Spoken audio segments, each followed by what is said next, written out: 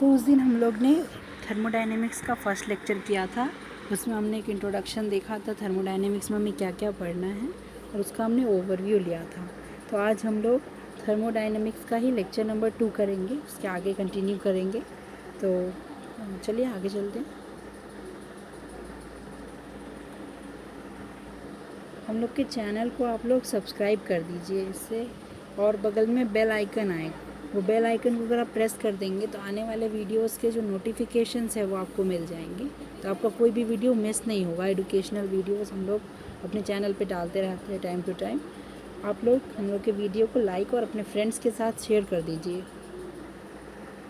इससे उन्हें भी बेनिफिट होगा। तो एक और बात, हम लोग का ऑफिशियल टेलीग्राम चैनल भी आप लोग ज्वाइन कर सकते हैं। इसका लिंक है https://t.me/educatealloriginal।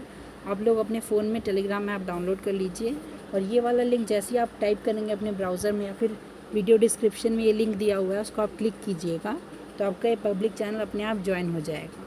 ये एक पब्लिक चैनल है। टेलीग्राम एक ऐप है, एंड्रॉयड ऐप मैसेज करने के लिए। तो इसमें हम लोग इम्पॉर्टेंट PDF और अपडेट्स मिलते रहते हैं हम लोग के। इसमें मैं कुछ टेलीग्राम में अपने नोट्स भेजता हूँ, कुछ पोल्स हम लोग करते हैं, तो वहाँ इंटरेक्शन भी हो पाता है। आप अपने मैसेज भी भेज सकते हैं, कुछ डाउट भी भेज सकते हैं। तो आप इसे ज्वाइन कर लीजिएगा। इसका डिस्कशन ग्रुप भी आप ज्वाइन कर लीजिएगा, उससे आप मुझे अपने डाउट्स भी भेज सकते हैं, और मैं कोशिश करूँगा आप लोग के डाउट्स को रिप्लाई करने की। ठीक है, आप लोग इसे ज्वाइन कर लीजिएगा। आगे चलते हैं। तो टुडेज़ गोल, आज हम लोग इस वीडियो में क्या क्या पढ़ने वाले हैं देखिए। हम लोग सबसे पहले पढ़ेंगे सिस्टम एंड सराउंडिंग्स। सिस्टम और सराउंडिंग्स पढ़ेंगे हम लोग पढ़ेंगे heat, work, internal energy, first law of thermodynamics. अच्छा, मैं आपसे पहले ही क्लियर कर दूं कि हम लोग हीट वर्क अभी पूरा उस तरह से नहीं पढ़ेंगे। मतलब इंटरनल एनर्जी के लिए जो उसका बेसिक इंट्रोडक्शन है वो वाला हीट वर्क पढ़ेंगे हम लोग। सिस्टम सराउंडिंग्स पढ़ेंगे, internal energy, first law of thermodynamics. ये हीट वर्क जो है ये इंटरनल एनर्जी के लिए जितना यूज़फुल है उतना पढ़ेंगे। आगे हम लोग हीट वर्क डिटेल में पढ़ेंगे, तो अभी वो वाला हीट वर्क नहीं है, अभी ये पहले वो इंट्रोडक्शन है ये सिर्फ। तो ठीक है, तो आगे चलते हैं। तो अब स्टार्ट करते हैं। देखिए, पहले थर्मोडायनेमिक के कुछ टर्म्स हम लोग समझेंगे, ठीक है। तो पहले मैं इसको रीड करके समझा देता हूँ, और फिर जो एक्स्ट्रा बातें होंगी वो हम लोग कर लेंगे, है ना। तो we are interested in chemical reactions and the energy changes accompanying them. For this, we need to know certain thermodynamic terms. These are discussed below. तो हम लोग इंटरेस्टेड हैं केमिकल रिएक्शन और एनर्जी चेंजेस को जानने में, और हम लोग को थर्मोडायनेमिक्स टर्म्स जो जानना है वो बिलो डिस्कस हुआ है, ठीक है। तो आगे हम लोग चलते हैं। तो कुछ टर्म्स है जैसे सिस्टम एंड सराउंडिंग्स। तो पहले मैं समझा देता हूँ, फिर मैं इसको रीड करके इसके बारे में बताऊँगा। तो सिस्टम क्या होता है, देखिए, ये मान लीजिए आपका कोई भी जहाँ पे आप कुछ भी इन्वेस्टिगेशन या ऑब्जर्वेशन जहाँ आप लोग रिकॉर्ड कर रहे हैं ना, उस पार्ट ऑफ यूनिवर्स को हम लोग सिस्टम बोल देते हैं। जैसे मान लीजिए यहाँ पे कोई आप रिएक्शन करवा रहे हैं, तो ये हो गया आपका सिस्टम, ये हो गया आपका सिस्टम। और इसके अगल बगल में पूरा यूनिवर्स जहाँ तक भी जाता है वो सब सराउंडिंग हो गया।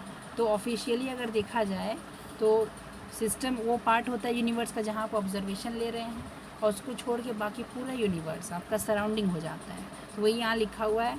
आइए एक बार देख भी लेते हैं इसको। तो देखते हैं, अ system in thermodynamics refers to that part in universe in which observations are made and remaining universe constitute the surroundings. तो जहाँ हम लोग ऑब्जर्वेशन लेते हैं उस पार्ट को सिस्टम बोलते हैं, और बाकी सारा यूनिवर्स जो बच गया उसे हम सराउंडिंग्स बोलते हैं। The surroundings include everything other than the system. Surroundings में सिस्टम को छोड़ के बाकी सभी चीज़ें होती हैं।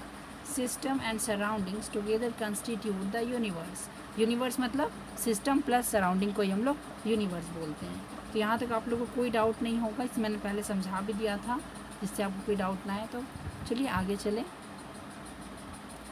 आगे तो यहाँ से समझाते हैं। देखिए, the universe is equal to the system plus the surroundings. ये मैंने आपको बताया था, सिस्टम है ये, इसके बगल में जो कुछ भी है सब सराउंडिंग्स है, और सिस्टम और सराउंडिंग्स को मिला लिया जाए तो यूनिवर्स बन जाएगा पूरा। यही मैं समझा रहा था आपको तब से, ठीक है। आगे चलते हैं। हाउएवर, अच्छा, लेकिन हम लोग प्रैक्टिकल, मैंने आपको एक बात नहीं बताई, ये बता देता हूँ कि आप ये सिस्टम है और ये सराउंडिंग्स है। सराउंडिंग्स तो पूरा यूनिवर्स है, और यूनिवर्स तो बहुत बड़ा है ना, तो पूरा यूनिवर्स तो इफेक्ट नहीं ना होगा। अगर आप सिस्टम में कोई भी चेंज करेंगे तो उससे उसका इमीडिएट सराउंडिंग इफेक्ट होगा, मतलब जो उसकी इतना बगल में है वही इफेक्ट होगा ना, बहुत दूर का सराउंडिंग तो ज़्यादा फ़र्क नहीं पड़ता है।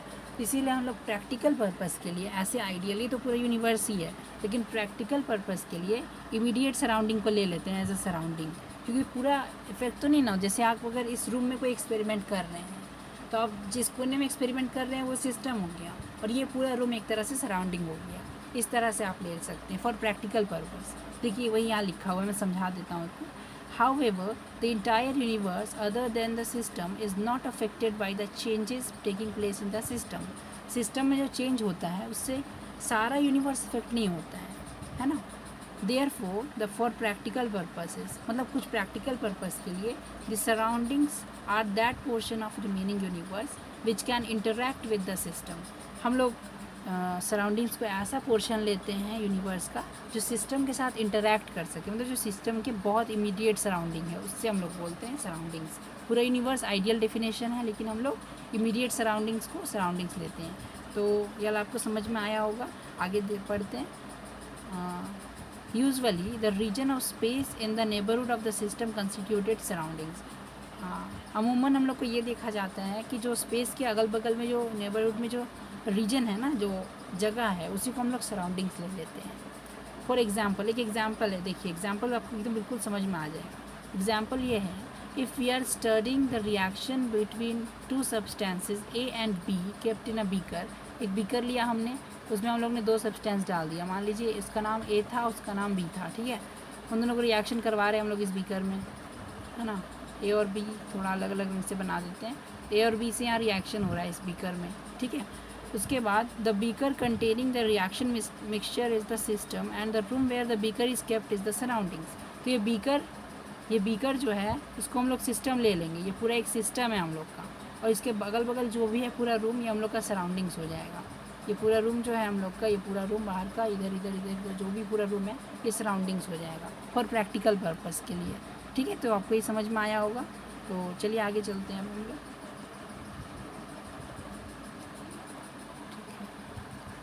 आगे देखिए, ये सिस्टम और सराउंडिंग से फिगर है, ये हम लोग के पास में देख लीजिए।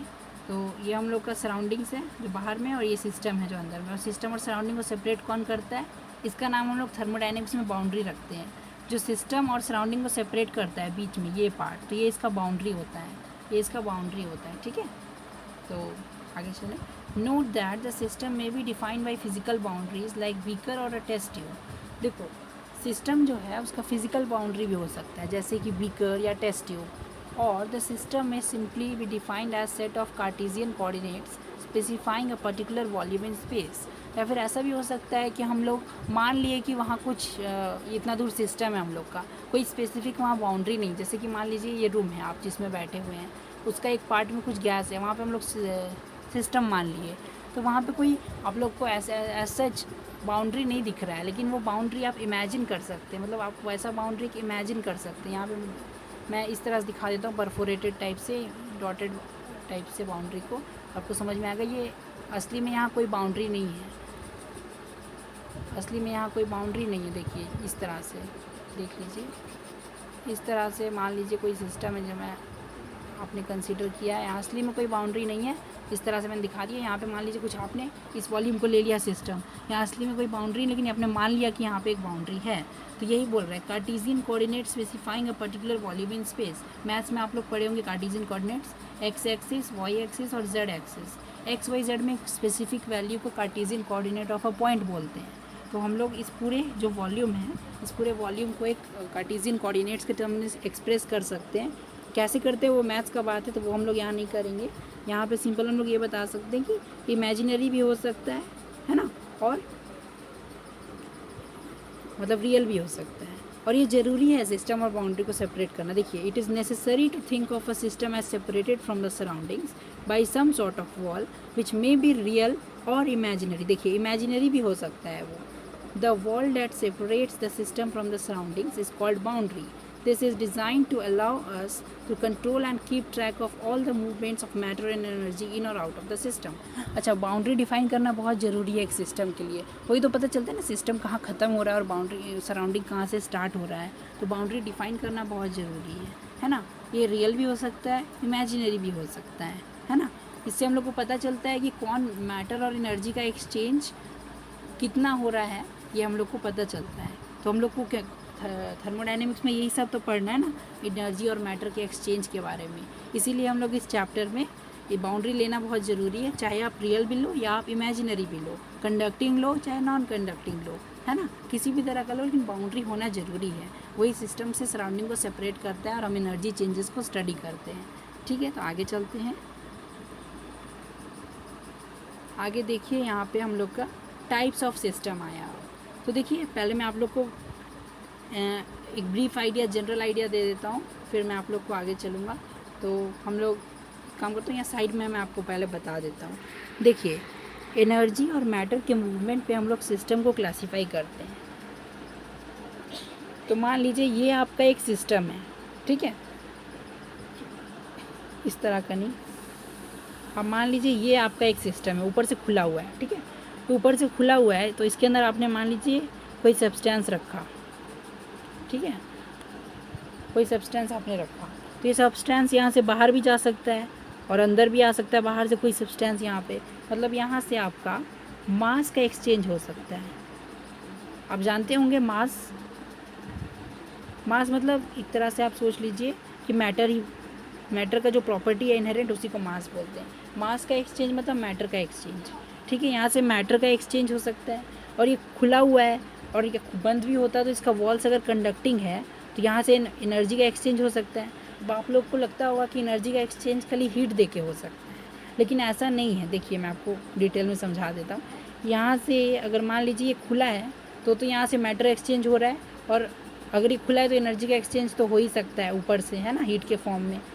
लेकिन मैं एक और बात आपको बता दूँ, अगर ये बंद भी रहेगा ना तो भी एनर्जी का फॉर्म चेंज हो सकता है। अगर ये वॉल्स कंडक्टिंग है तो हीट के फॉर्म में यहाँ से यहाँ एक्सचेंज हो सकता है, और अगर ये वॉल्स कंडक्टिंग नहीं भी हैं तब भी हो सकता है। आप लोग आश्चर्य करेंगे कैसे, मैं आपको समझाता हूँ। देखिए, अगर ये वॉल्स कंडक्टिंग नहीं है और ये ऊपर से भी बंद है, लेकिन यहाँ पे एक मूवेबल आपने पिस्टन लगा दिया, तो ये गैस, यहाँ से ये गैस एक्सपेंड होगा गर्म करने पे, तो गैस एक्सपेंड होगा तो ऊपर साइड में इसका वॉल्यूम बढ़ेगा ना, तो गैस अपना वॉल्यूम बढ़ा के भी वर्क कर सकता है ना।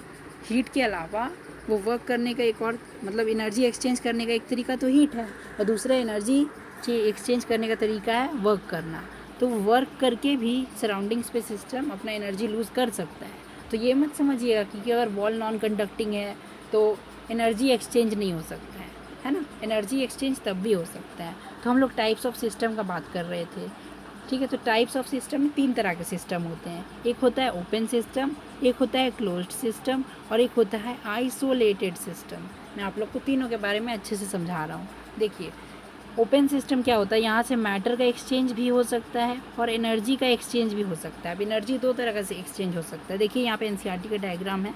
एनर्जी 2 तरीक़ा से एक्सचेंज हो सकता है, एक हीट के तरीक़ा से और एक वर्क के तरीके से। तो एनर्जी को आप हीट से भी एक्सचेंज कर सकते हैं और वर्क से भी एक्सचेंज कर सकते हैं, ठीक है। तो यहाँ पे देखिए, और सराउंडिंग्स है, ये सिस्टम है, ये बीच में बाउंड्री है, ये बीच में जो ये सेपरेशन है, और ये मैटर एक्सचेंज हो रहा है यहाँ से ऊपर से। देखिए, ऊपर से ओपन है तो मैटर एक्सचेंज हो रहा है और एनर्जी एक्सचेंज हो रहा है हीट और वर्क के फॉर्म में, ठीक है, 2 तरीके से। तो इसको हम लोग ओपन सिस्टम बोलते हैं, जिससे मास भी एक्सचेंज हो सकता है और एनर्जी भी एक्सचेंज हो सकता है। देखिए, open system, in an open system there is exchange of energy and matter between the system and the surroundings. Figure का नाम है the presence of reactants in an open beaker is an example of open system. Here the boundary is the imaginary surface enclosing the beaker and the reactants. देखो, यहाँ पे क्या बोल रहा है ये कि हम लोग का ये एक बीकर के साथ, बीकर को हमने उसके अंदर के कंपाउंड के साथ में एक सिस्टम ले लिया, तो ये हम लोग का सिस्टम फिक्स हो गया एक तो, ये पूरा हम लोग का सिस्टम हो गया, जितना भी यहाँ पे आपको दिख रहा है ये पूरा एक सिस्टम हो गया, ठीक है। उसके बाद हम लोग सराउंडिंग्स क्या लिए, सराउंडिंग्स के बगल में जितना भी चीज़ इससे इफेक्ट हो रहा है पर प्रैक्टिकल पर्पज़ के लिए, उसके हम लोग ने सराउंडिंग्स ले लिया। और बाउंड्री क्या हुआ, यहाँ पे बाउंड्री की इमेजिनरी वॉल लिया हमने, जो इसको ऐसे से सेपरेट कर रहा है सिस्टम और सराउंडिंग्स को सेपरेट कर रहे हैं। तो अगर आपने इस बीकर के अंदर वाले चीज़ को सिर्फ सिस्टम लिया होता ना, तो ये बीकर का जो वॉल है ये बाउंड्री की तरह एक्ट करता। तो वही यहाँ बोलना चाह रहा है। देखिए यहाँ पे ये क्या बोलना चाह रहा है, beaker is an example of open system. ऊपर में एक स्टार लगा हुआ है, स्टार नीचे इसका मतलब दिया। देखिए, we could have chosen only the reactants as the system, then walls of beakers will act as the boundary। अगर हमने सिर्फ रिएक्टेंट, मतलब ये बीकर है, इसके अंदर में सब्सटेंस भरा हुआ है, तो अगर हम लोग सिर्फ सब्सटेंस को सिस्टम लेते और बगल में सराउंडिंग्स होता, तो ये जो बीकर का वॉल है ना, ये बाउंड्री की तरह एक्ट करता। लेकिन अगर हम लोग इस बाउंड्री के साथ साथ इसको पूरा सिस्टम ले लेते हैं, तो इसके बाहर एक इमेजिनरी बाउंड्री हम लोग इमेजिन करेंगे, वो हम लोग का बाउंड्री हो जाएगा। आपको यहाँ बिल्कुल अच्छा से समझ में आ गया होगा ओपन सिस्टम। एक बार फिर से सुन लीजिए। ओपन सिस्टम ऐसा सिस्टम है जिससे मैटर भी एक्सचेंज हो सकता है और एनर्जी भी एक्सचेंज होता है। एनर्जी दो तरीक़ा से एक्सचेंज हो सकता है, या तो हीट के फॉर्म में या तो वर्क के फॉर्म में, और दोनों तरीक़ा से भी एक्सचेंज हो सकता है ना। आपको यहाँ तक समझ में आया होगा ये। तो आगे चलते हैं हम लोग।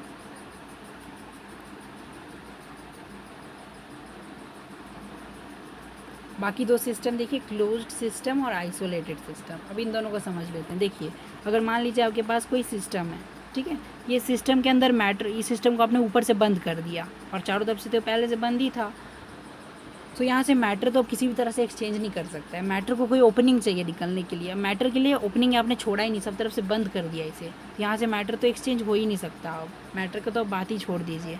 एनर्जी यहाँ से एक्सचेंज हो सकता है, यहाँ से देखिए एनर्जी एक्सचेंज हो सकता है। इसके अंदर मान लीजिए कोई सब्सटेंस है, वो हीट अपना हीट अगर मान लीजिए ये वॉल्स कंडक्टिंग है, तो अपना हीट ये बाहर दे सकता है, या फिर ये एक्सपैंड हो जाएगा। ये कंटेनर, मान लीजिए ये कंटेनर एक्सपैंड होकर इतना फुल जाएगा और ये एक्सपैंड होकर वर्क कर सकता है सराउंडिंग्स पे, तो वर्क तो ये अभी भी कर सकता है। अगर ये वॉल्स कंडक्टिंग है तो हीट दे के कर सकता है, और वॉल्स कंडक्टिंग नहीं है और मूवेबल वॉल्स है, मतलब एक्सपैंडेबल वॉल्स है, तो वो एक्सपैंड होकर वर्क कर सकता है। तो यहाँ पे वही लिखा है, आइए हम लोग पढ़ लेते हैं इसे। क्लोज्ड सिस्टम क्या लिखा है, in a closed system there is no exchange of matter but the exchange of energy is possible between the system and the surroundings। मतलब मैटर का एक्सचेंज नहीं होता है। देखिए मैंने बताया ना, ढक्कन से आपने बंद कर दिया तो मैटर तो अंदर का अंदर ही रह गया, एनर्जी का एक्सचेंज सिर्फ हो सकता है ना, वही लिखा है यहाँ पे। The presence of the reactants in a closed vessel made of conducting material, example copper और steel is an example of closed system. तो देखिए क्लोज्ड सिस्टम का एग्जाम्पल क्या है, एक एग्जाम्पल इन्होंने दिया है क्लोज्ड सिस्टम का, कि आपने एक कंडक्टिंग वो वेसल बंद करके रखा है, ढक्कन से ऊपर से बंद कर दिया है आपने, और लेकिन इसका वॉल्स कंडक्टिंग है। नॉन कंडक्टिंग भी होगा और एक्सपेंडेबल होगा तब भी चल जाएगा, लेकिन एक एग्जांपल है ये कि इसका वॉल्स अगर कंडक्टिंग है तो यहाँ से हीट तो ट्रांसफ़र हो सकता है बाहर या बाहर से अंदर, है ना। तो एनर्जी तो ट्रांसफ़र अभी भी हो पा रहा है, लेकिन मैटर नहीं हो पाएगा क्योंकि बंद कर दिया है आपने इसे। और तीसरा सिस्टम आपको अभी तक इतना पढ़ के अंदाज़ा लग गया होगा क्या होने वाला है। तीसरा सिस्टम वो है आइसोलेटेड सिस्टम। इसका तो मुझे आप खुद ही पहले कमेंट बॉक्स में बता दीजिए, फिर मैं आपको बताऊंगा। ठीक है, आपने उम्मीद है बता दिया होगा पॉज करके। देखिए इसमें क्या होता है, ना तो मैटर एक्सचेंज हो पाता है और ना ही एनर्जी एक्सचेंज हो पाता है। आप सोचोगे एनर्जी कैसे नहीं एक्सचेंज होता है, मैटर तो समझ में आ गया, ढक्कन बंद कर देंगे तो मैटर एक्सचेंज नहीं होगा। एनर्जी एक्सचेंज के लिए ना वो हीट से एनर्जी ट्रांसफ़र कर पाएगा और ना ही वर्क से एनर्जी ट्रांसफ़र कर पाएगा। मान लीजिए आपने यहाँ पे नॉन एक्सपेंडेबल वॉल्स लगा दिया, मतलब जो एक्सपैंड नहीं कर सकता है, और ये वॉल सब एडियाबैटिक हो गया। अच्छा, एडियाबैटिक का मतलब होता है, देखिए मैं बता देता हूँ, एडियाबैटिक जो होता है ये टर्म्स आपको बहुत बार मिलेगा थर्मोडायनेमिक्स में सुनने में, तो समझ लीजिए इसका मतलब। ये जो एडियाबैटिक होता है ADIABATIC, एडियाबैटिक का मतलब होता है इंसुलेटिंग।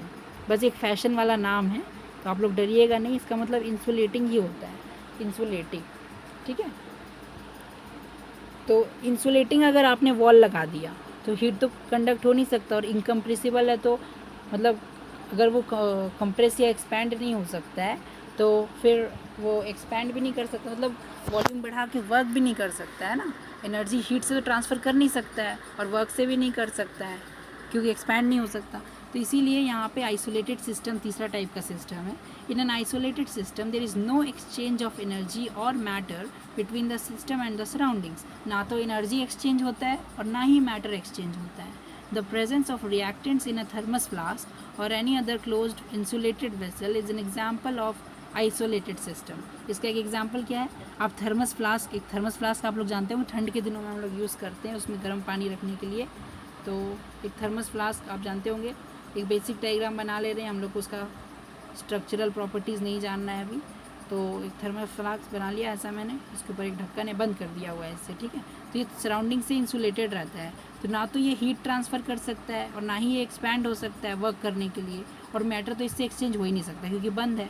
बंद होने से तो मैटर एक्सचेंज होना ख़त्म हो गया। बाकी ये इंसुलेटिंग है, एडियाबैटिक है, इसका मतलब इससे एनर्जी भी ट्रांसफ़र हीट के फॉर्म में नहीं हो सकता और ये एक्सपैंड नहीं कर सकता, इसलिए वर्क के फॉर्म में भी एनर्जी यहाँ से ट्रांसफ़र नहीं हो सकता है। तो हम लोग का एक बहुत ही ट्रेडिशनल सा एग्जांपल एनसीईआरटी ने लिया है, ये है थर्मस फ्लास्क, ठीक है। तो आप लोग को पता होगा इसके बारे में। तो आगे चलते हैं हम लोग। ये आपको समझ में आया, 3 तरह के सिस्टम होते हैं, ओपन, क्लोज्ड और आइसोलेटेड सिस्टम, ठीक है। आगे चलते हैं। तो अब आते हैं स्टेट की बात करने के लिए, ठीक है। तो हम लोग स्टेट की बात करेंगे। The state of a system, किसी सिस्टम के स्टेट को डिफाइन करने के लिए हम लोग को क्या क्या यूज़ करना पड़ता है। तो देखिए, किसी भी सिस्टम के स्टेट को यूज़ करने के लिए आपको डिफाइन करना पड़ता है कुछ प्रॉपर्टीज़, सिस्टम का कुछ प्रॉपर्टीज़ आपको डिफाइन करना पड़ेगा, ठीक है। तो system must be describe in order to make any useful calculations by specifying quantitatively each of the properties such as its pressure, volume, temperature as well as the composition of a system. तो देखिए, system को describe करना पड़ता है, तो system must be describe in order to make any useful calculations by specifying quantitatively. हम लोग को सिस्टम को स्पेसिफाई करना पड़ता है अगर हम लोग को कोई भी यूज़फुल कैलकुलेशन करना है ना। जैसे प्रेशर, वॉल्यूम, टेम्परेचर, पहले के चैप्टर्स या जूनियर क्लासेस में आप लोगों ने पढ़ा होगा आइडियल गैस, उसके बारे में पढ़ा होगा, pressure volume upon temperature constant होता है ना। या फिर PV = nRT आपने पढ़ा होगा, आइडियल गैस इक्वेशन, है ना। तो ये सब क्या होता है, प्रेशर, वॉल्यूम, टेम्परेचर, ये सब नंबर ऑफ मोल्स, है ना, ये सब सिस्टम का स्टेट बताता है हम लोग को। ये सब क्या बताता है, सिस्टम का स्टेट बताता है, ठीक है। तो देखिए, तो ये सिस्टम का स्टेट बताता है, pressure, volume, temperature, its composition मतलब नंबर ऑफ मोल्स पता चल जाएगा, तो कंपोजिशन भी पता चल जाएगा, है ना। तो क्या बोलते हैं यहाँ देखते हैं, we need to describe the system by specifying it before and after the change.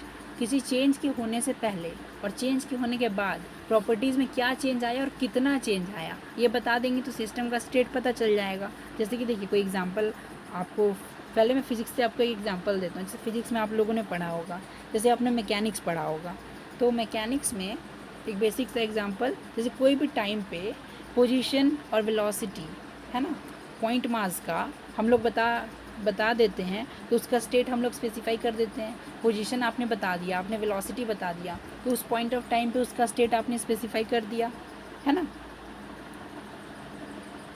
और लेकिन थर्मोडाइनमिक्स में हम लोग ऐसा नहीं करेंगे। थर्मोडाइनमिक्स क्या है, एक मैक्रोस्कोपिक प्रॉपर्टीज़ के स्टडी का साइंस है। तो यहाँ पे हम लोग इंडिविजुअल पार्टिकल्स का वेलोसिटी, इंडिविजुअल पार्टिकल्स का एक्सेलरेशन, इंडिविजुअल पार्टिकल्स की एनर्जी में इंटरेस्टेड नहीं है।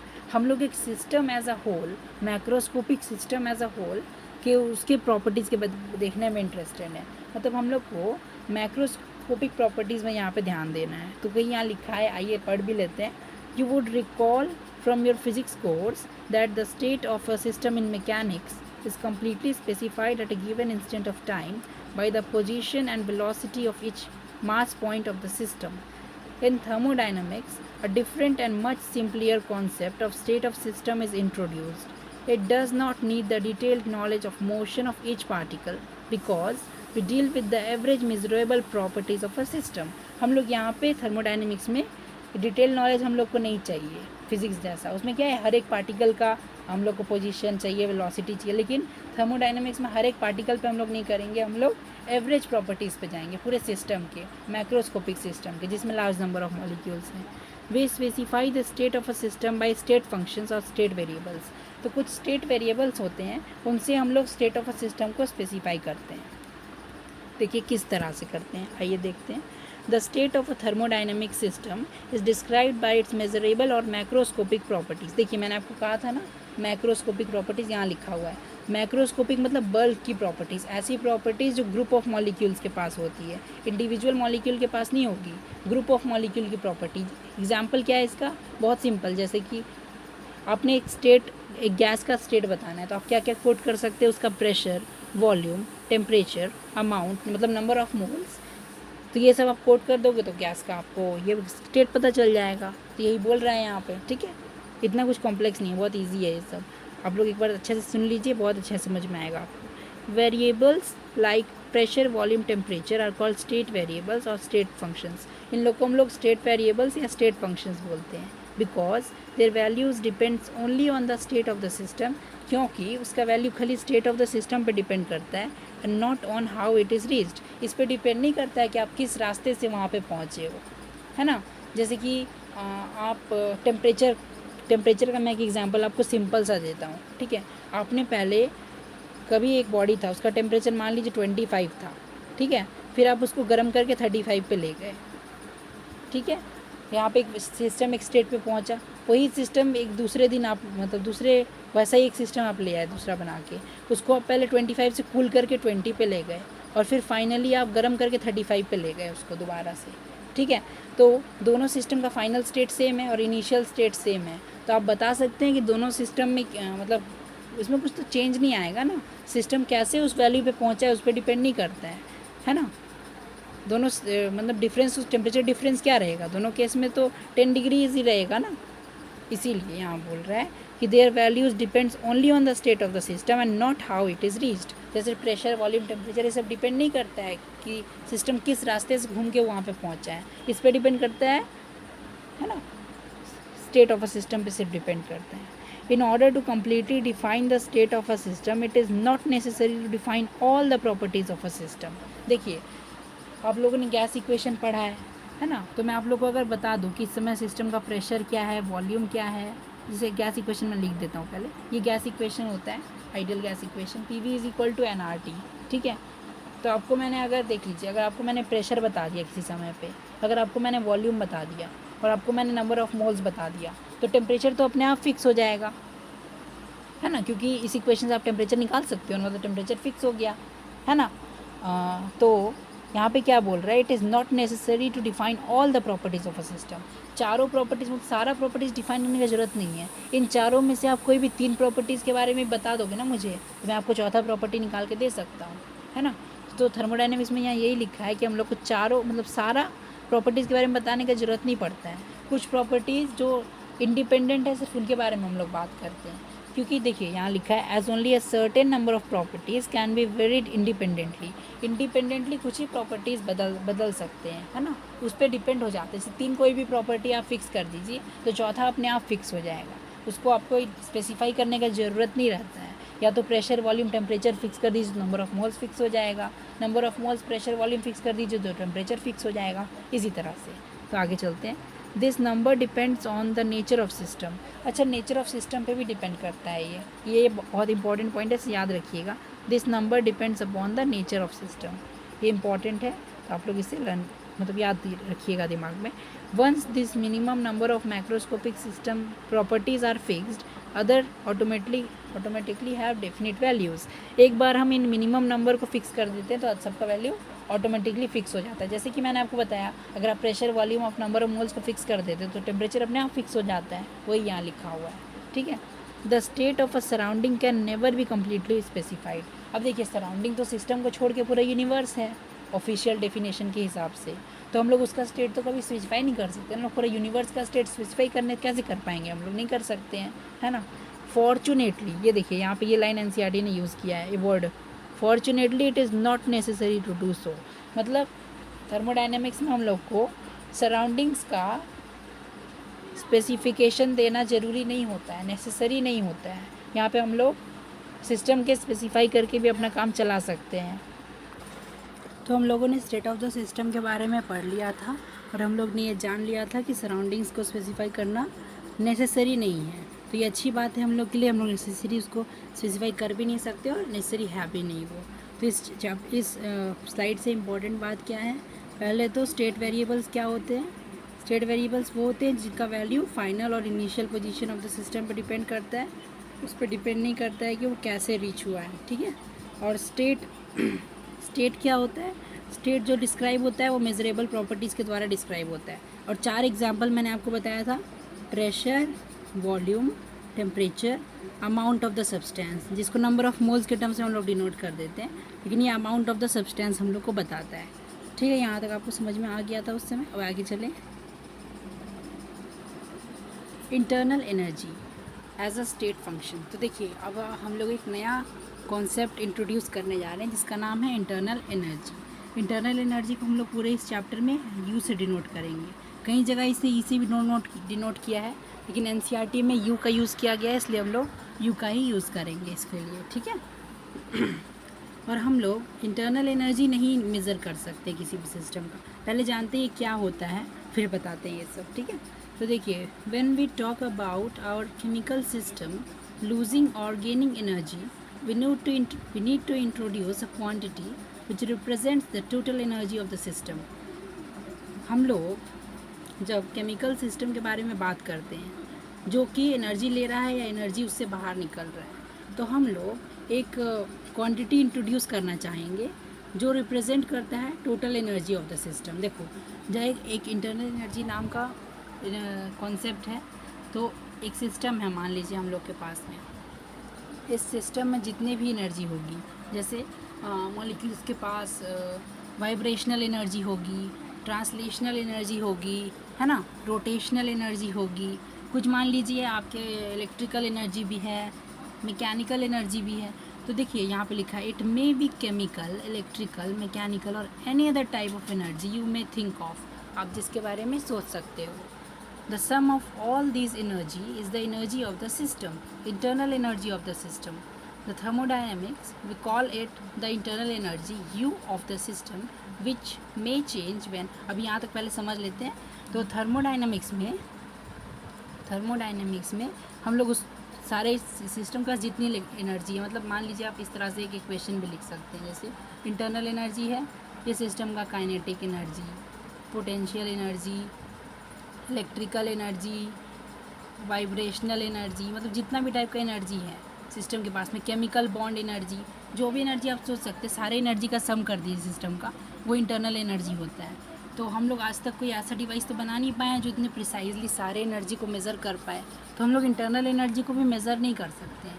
लेकिन जैसे कि आपने पढ़ा होगा फिज़िक्स में पोटेंशियल एनर्जी, तो हम लोग अगर किसी पॉइंट को रेफरेंस मान देते हैं, तो उससे अगर हम लोग h हाइट ऊपर जाते हैं तो वहाँ का पोटेंशियल एनर्जी अगर इसको ज़ीरो लेवल मान लिया गया है तो वहाँ का mgh होता है। असली में हम लोग क्या करते हैं, डिफरेंस निकाल लेते हैं, डिफरेंस mgh होता है। नीचे वाले को ज़ीरो कर दिए तो ऊपर का एब्सोल्यूट वैल्यू mgh हो जाता है। जिस तरह पोटेंशियल का एब्सोल्यूट वैल्यू डिफाइन नहीं होता है, इसी तरह इंटरनल एनर्जी का भी डिफाइन नहीं होता है एब्सोल्यूट वैल्यू। अब इंटरनल एनर्जी हम लोग, अब तो ये समझ में आ गया आपको कि सिस्टम के पास जितना भी तरह का एनर्जी है, रोटेशनल, वाइब्रेशनल, ट्रांसलेशनल, जितना भी टाइप का एनर्जी है वो सारा इंटरनल एनर्जी है। तो इंटरनल एनर्जी चेंज कैसे होगा, अब हम लोग ये समझते हैं। देखिए यहाँ लिखा है internal energy of a system which में चेंज व्हेन, कैसे कैसे हम लोग उसको चेंज कर सकते हैं। तो 3 तरीके से वो चेंज हो सकता है। एक तो हीट पासेस ऑन टू और out of the system, heat system के अंदर गया या बाहर आया। वर्क इज़ डन ऑन और बाय द सिस्टम, सिस्टम के द्वारा या सिस्टम के ऊपर किसी ने वर्क किया। मैटर एंटर्स और leave the system, matter system में गया, मैटर सिस्टम से बाहर आया। तो इस तरह का 3 तरीके से हम लोग इंटरनल एनर्जी को चेंज कर सकते हैं। This systems are classified accordingly as you have already studied in this section. तो हम लोग पहले ही पढ़ चुके हैं इसके बारे में कि 3 तरह के सिस्टम होते हैं। किस बेसिस पे हम लोगों ने क्लासीफाई किया था? पहला बेसिस था कि मास ट्रांसफ़र करता है कि नहीं, दूसरा बेसिस था एनर्जी ट्रांसफ़र करता है कि नहीं। तो एनर्जी 2 तरीक़े से ट्रांसफ़र कर सकता था, एक तो हीट करके और एक वर्क करके। तो ये दोनों ही यहाँ, यही तीनों चीज़ यहाँ लिखा हुआ है, एक हीट की तरह, एक वर्क की तरह और एक मैटर की तरह। 3 तरीके से इंटरनल एनर्जी चेंज हो सकता है। ये आप लोगों ने पहले पढ़ा था, ये 3 पैरामीटर्स के बारे में। अभी हम लोगों ने समझ लिया कि इन 3 तरीके से हम लोग इंटरनल एनर्जी को चेंज कर सकते हैं। आइए आगे चलते हैं। वर्क, अब देखिए इंटरनल एनर्जी 2 तरीके से चेंज हो सकता है, पहला तो वर्क से, दूसरा हीट से और तीसरा मास के एक्सचेंज से। ठीक है, तो हम लोग इस चैप्टर में जनरली क्या कंसीडर करते हैं, एक पिस्टन लगा हुआ है, गैस इंक्लोज्ड है एक वेसल में, आइडियल गैस, तो हम लोग उसी को लेके चलते हैं। तो उसमें कैसे में मैटर नॉर्मली हम लोग एक्सचेंज नहीं करवाते हैं, है ना। हम लोग के सिलेबस के जो सिस्टम्स हैं थियोरेटिकल टाइप से आपसे पूछा जा सकता है, लेकिन जो हम लोग के सिलेबस में डायग्रामेटिक टाइप से है उसमें हम लोग हीट और वर्क 2 ही तरीके से इंटरनल एनर्जी को चेंज कर सकते हैं। तो पहला तरीका तो वर्क देख लेते हैं। आइए तो देखिए वर्क, तो मैं आपको पहले समझा देता हूँ, फिर मैं आपको एक बार पहले मैं एनसीईआरटी पढ़ के एक बार समझा देता हूँ, फिर मैं एक बार अपने तरीके से भी आप लोग को बता दूँगा, ठीक है। Let us first examine a change in internal energy by doing work. हम लोग अभी क्या देख रहे हैं, इंटरनल एनर्जी में हम लोग कुछ चेंज कर रहे हैं वर्क करने के द्वारा। We take a system containing some quantity of water in a thermos flask और इन एन इंसुलेटेड बीकर। हम लोग क्या कर रहे हैं, एक सिस्टम कंसीडर कर रहे हैं, उसमें कुछ क्वांटिटी ऑफ वाटर है जो कि या तो थर्मस फ्लास्क में या एक बीकर में है, ठीक है। सिंप्लिसिटी के लिए हम लोग सोच लेते हैं कि एक बीकर में है ना। This would not allow exchange of heat between the system and the surroundings. ये क्या करेगा, अगर थर्मस फ्लास्क या इंसुलेटेड बीकर में है तो ये हीट का एक्सचेंज तो नहीं होने देगा, है ना, between system and surroundings through its boundary, अपने बाउंड्री के द्वारा। बाउंड्री वो इंटरफेस होता है जहाँ पे सिस्टम और सराउंडिंग्स इंटरैक्ट करते हैं। तो सिस्टम और सराउंडिंग के बीच में एक बाउंड्री है, और वो बाउंड्री कैसा है, इंसुलेटिंग है। या पहले मैंने आपको एक और टर्म बताया था, एडियाबैटिक। एडियाबैटिक बाउंड्री जब होता है उसका मतलब इंसुलेटिंग, मतलब उससे हीट ट्रांसफ़र नहीं हो सकता है। तो यहाँ पे हम लोग वर्क डन के द्वारा इंटरनल एनर्जी अगर चेंज करवा रहे हैं तो यहाँ पे हम लोग हीट को कंसिडर नहीं करेंगे, ठीक है। तो देखिए, we call this type of system as adiabatic.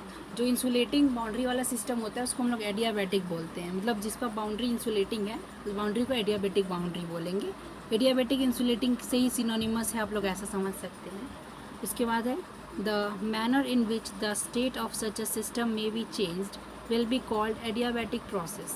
अगर हम लोग एडियाबैटिक बाउंड्री में के अंदर एक सिस्टम कंसीडर किए हुए हैं यहाँ पे, तो इसमें हम लोग जो भी प्रोसेस करेंगे उस प्रोसेस का नाम होगा एडियाबैटिक प्रोसेस, ठीक है। Adiabatic process is a process in which there is no transfer of heat between the system and the surroundings. Adiabatic process एक ऐसा प्रोसेस होता है जिसमें सिस्टम और सराउंडिंग्स के बीच में हीट का ट्रांसफ़र नहीं होता है, no transfer of heat between the system and the surroundings.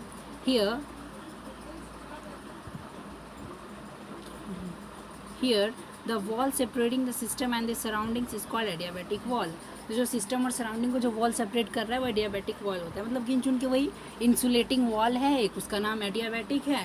Thermodynamics के टर्म्स में इंसुलेटिंग का नाम एडियाबैटिक रख दिया गया है, फैंसी के लिए। ऐसे ही आप लोग इसको लर्न भी कर लीजिए, एडियाबैटिक, ADIABATIC आगे मैंने बताया था।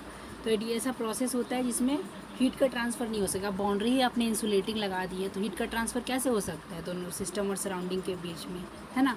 तो ऐसा वॉल को एडियाबैटिक वॉल बोलते हैं। मतलब हम लोग ये चाह रहे हैं, हम लोग अभी वर्क कंसिडर कर रहे हैं ना, तो हम लोग ये चाह रहे हैं कि इंटरनल एनर्जी हीट के द्वारा चेंज नहीं हो। अभी हम लोग सिर्फ वही वर्क को स्टडी करना चाह रहे हैं, इसीलिए हम लोग यहाँ पे ऐसा देख रहे हैं कि ऐसा वॉल लगा दो जिससे हीट कंडक्ट ही ना हो। हीट कंडक्ट ही नहीं हो सकता तो हीट तो एक्सचेंज होगा ही नहीं, है ना, इसीलिए। तो यहाँ पे क्या लिखा है, आगे पढ़ते हैं। Let us bring the change in internal energy of a system by doing some work on it. चलिए हम लोग क्या करते हैं, अब इंटरनल एनर्जी सिस्टम का चेंज करते हैं। कैसे, उसके ऊपर कुछ वर्क करके, है ना। Let us call the initial state of system as state A and its temperature as TA। हम लोग अभी इनिशियल स्टेट ऑफ सिस्टम को A बोल देते हैं, ऐसी कुछ नाम देना पड़ेगा ना, तो नाम अभी स्टेट को A दे दिया और टेम्परेचर को TA नाम दे दिया, ठीक है। Let the internal energy of the system in state A B UA। Internal energy को UA बोल दिया। इंटरनल एनर्जी भी हम लोग ने पढ़ा था, और अभी स्टेट A में जो इंटरनल एनर्जी है सिस्टम के पास उसको हमने UA बोल दिया, है ना, कुछ नाम दे दिया ऐसी। We can change the state of a system in 2 different ways. हम लोग 2 तरीक़ा से स्टेट चेंज कर सकते हैं सिस्टम का। तो देख लेते हैं पहले कैसे कैसे करते हैं, फिर ये इस डायग्राम को फिर समझ लेंगे हम लोग, ठीक है।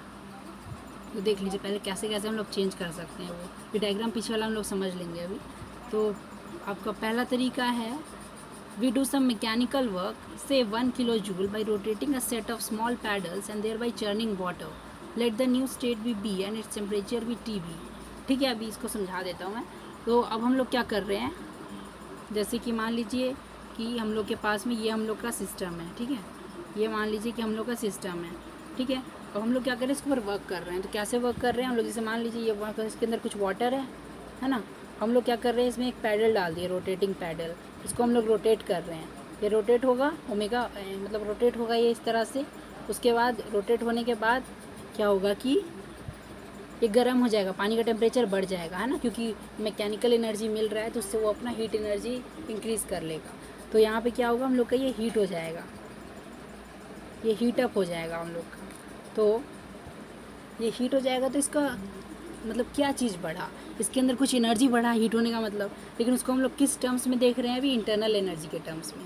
तो मतलब इसको हम लोग अगर घुमा दिए और इसके ऊपर 1 किलो जूल वर्क किए हम लोग, तो हीट कुछ अमाउंट से बढ़ गया है ना, और इंटरनल एनर्जी भी बढ़ गया है ना। इसीलिए हम लोग यहाँ पे देख रहे हैं, अब चलिए स्लाइड पे चलते हैं। तो हम लोग यहाँ पे देख रहे हैं, it is found that T is greater than, अच्छा यहाँ पे देखिए, we do some mechanical work 1 kilo joule by rotating a set of small paddles by churning water. हम लोग वाटर को घुमा रहे हैं पैडल लगा के, जैसा मैंने अभी आपको फिगर में दिखाया था। लेट द न्यू स्टेट भी बी एंड स्टेट टेम्परेचर भी टी बी, उसका स्टेट का नाम बी रख दिया, टेम्परेचर को टी बी रख दिया। It is found that T B is greater than T A. हम लोग ये फाउंड करते हैं कि टी बी जो है वो टी ए से ग्रेटर है, मतलब बाद वाला जो टेम्परेचर है हम लोग का, वो पहले वाले टेम्परेचर ज़्यादा है। जाहिर सी बात है कि पहले वो ऐसे ही रखा हुआ था और बाद में आपने उसमें पेडल डाल के उसको चर्न कर दिया, तो उसका टेम्परेचर इंक्रीज़ हुआ, तो बाद वाला टेम्परेचर तो पहले वाले से ज़्यादा ही होगा ना। उसको मैथमेटिक्स के लैंग्वेज में ऐसे लिख दिया गया है। तो आगे समझते हैं। And the change in temperature delta T. अब चेंज इन टेम्परेचर, अब ये मैं आपको एक चीज़ बता दूँ, चेंज इन एनी क्वांटिटी, मान लीजिए उस क्वांटिटी का नाम क्यू है, क्यू तो हीट के लिए यूज़ करते हैं, तो क्यू नहीं यूज़ करते हैं, यहाँ पे हम लोग यूज़ कर लेते हैं कुछ भी और यूज़ कर लेते हैं। जैसे मान लीजिए change in any quantity, letter suppose quantity को मैं जेड बोल दे रहा हूँ कुछ देर के लिए, ठीक है। तो वो क्या हो जाता है, जेड फाइनल, जेड का final value minus Z initial. तो कोई भी क्वांटिटी में आप लोग अगर चेंज करते हैं तो वो क्या होता है, उसका final value minus the initial value, this is the change in any quantity Z, ठीक है। इसी तरह से हम लोग टेम्परेचर को देखेंगे, इंटरनल एनर्जी, जो भी स्टेट फंक्शन है ना उनका चेंज को हम लोग इस तरह लिख सकते हैं। तो हम लोग यहाँ पे इस तरह लिख सकते हैं। तो देखिए चेंज इन जेड क्या था, Z final minus Z initial, और मान लीजिए फाइनल स्टेट को हमने बी बोल दिया, इनिशियल स्टेट को ए बोल दिया, तो Z B minus Z A लिख देंगे। तो वही यहाँ लिखा है, delta T equals to T B minus T A. Change in temperature क्या लिखा है यहाँ पे, फाइनल माइनस इनिशियल टेम्परेचर, ठीक है। उसके बाद इंटरनल एनर्जी भी इंक्रीज़ हो गया सिस्टम का पैडल घुमाने के बाद, वो यहीं यहाँ लिखा है, let the internal energy of the system in the state B be U B and change in internal energy be, यहाँ पे देख लीजिए आप एक बार अच्छा से, and the change in internal energy delta U.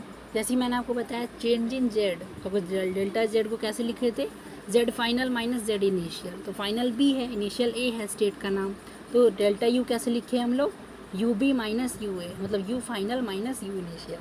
तो देखिए यहाँ पर आप लोगों ने क्या समझा कि हम लोग को इंटरनल एनर्जी बढ़ाना तो हम लोग दो तरीके से बढ़ा सकते हैं। उसका पहला तरीका हम लोग यहाँ देख रहे हैं कि हम लोग 1 किलो जूल का वर्क किए पैडल को रोटेट करके, और उससे वाटर चर्न हुआ, उससे वो हीट हो गया, हीट होने से चेंज इन टेम्परेचर निकाल लिए हम लोग, temperature final minus temperature initial, और चेंज इन इंटरनल एनर्जी निकाल लिए, internal energy final minus internal energy initial, ठीक है। सेकेंड वे, अब दूसरा तरीका क्या है, एक तरीका तो अभी हम लोग ने पढ़ा कि वाटर पेडल डाल के चर्न करने का, दूसरा तरीका क्या है, now we do an equal amount, that is 1 kilo joule electrical work with the help of an immersion rod. अब हम लोग क्या कर रहे हैं, एक इमर्शन रॉड ले लिए, इमर्शन रॉड आप लोग जानते होंगे, इमर्शन रॉड नहीं जानते तो देख लीजिए। इमर्शन रॉड कुछ इस टाइप का रॉड होता है, इस टाइप का एक रॉड होता है, ठीक है, यहाँ से सॉकेट से कनेक्टेड होता है ये, इसका रेजिस्टेंस बहुत हाई होता है, जिसके कारण ये हीट कंडक्ट, मतलब इसमें करंट कंडक्ट होने से बहुत हाई रेजिस्टेंस ऑफर करता है ये, तो इससे क्या होता है, ये हीट हो जाता है। तो इसको हम लोग क्या करते हैं ना, अपने घरों में आप लोगों ने देखा होगा कि ये इसको हम लोग पानी, ऐसे एक बाल्टी में पानी रख लिए मान लीजिए, ठीक है, एक बाल्टी में पानी रखा हुआ है, उस पानी में इसको हम लोग डाल देते हैं तो उससे पानी गर्म हो जाता है।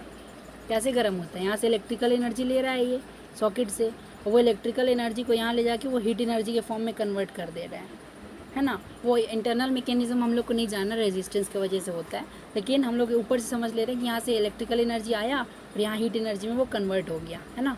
तो यही बता रहा था मैं आपको, इमर्शन रॉड इसी को बोलते हैं। Help of an immersion rod and note down the temperature change, और हम लोग टेम्परेचर चेंज को बैठ के नोट किए। We find the change in temperature is same as that of earlier case. देखिए अगर हम लोग वर्क कैसे भी करें, अगर हम लोग 1 किलो जूल वर्क यहाँ भी किए, 1 किलो जूल वर्क यहाँ भी किए, दोनों तरीका में तो हम लोग 1 किलो जूल वर्क ही किए, एक में चाहे हम पैडल डाल के घुमा के किए या तो हम इमर्शन रॉड डाल के किए। अगर हम लोग वर्क सेम अमाउंट किए हैं तो टेम्परेचर भी सेम अमाउंट से इंक्रीज़ होना चाहिए, है ना। तो यहाँ हुआ भी वही चीज़, सेम अमाउंट से टेम्परेचर इंक्रीज़ हुआ।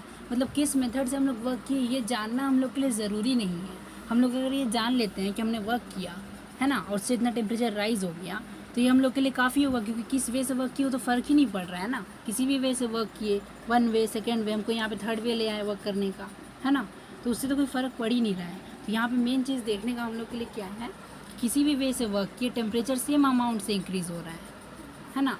तो ये हम लोग तो अभी एज अ थ्योरी पढ़ रहे हैं, लेकिन in fact the experiments in the above manner way done by J.P. Joule where between 1840 and 50, and he was able to show that a given amount of work done on the system, no matter how it was done, irrespective of path, produced the same change of state as measured by the change in temperature of the system.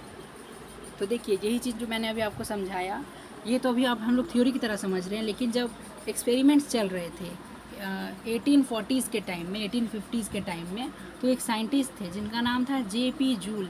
आप लोग इनके बारे में पढ़े होंगे, इनका बहुत सारा हम लोग के सिलेबस में भी है। इनके नाम पे एक जूल भी है एनर्जी का, जो उसका यूनिट का नाम भी जूल ही है, वो इन्हीं के नाम पे पड़ा है।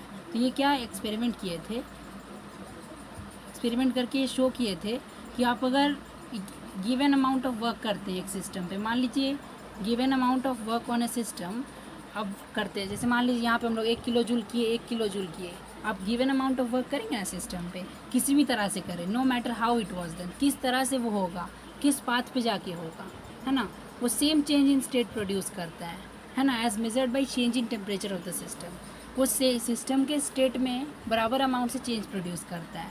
जैसे वर्क आप किसी भी मेथड से कीजिए, वो same amount of temperature rise करेगा। तो ये इन्होंने एक्सपेरिमेंट से पता किया था, हम लोग तो ऐसा थ्योरी पढ़ रहे हैं ना, इन्होंने एक्सपेरिमेंट करके ये पता कर लिया था कि ये चीज़ होता है सही में, ठीक है।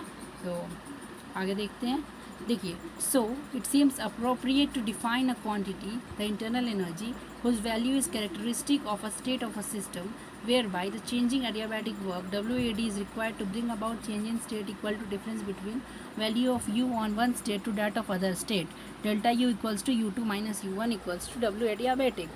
अभी आप लोग को ये बिल्कुल समझ नहीं आया होगा, ये लास्ट लाइन जो मैंने पढ़ा, मैं अभी डिटेल में इसे आपके साथ डिस्कस करता हूँ, ठीक है। देखिए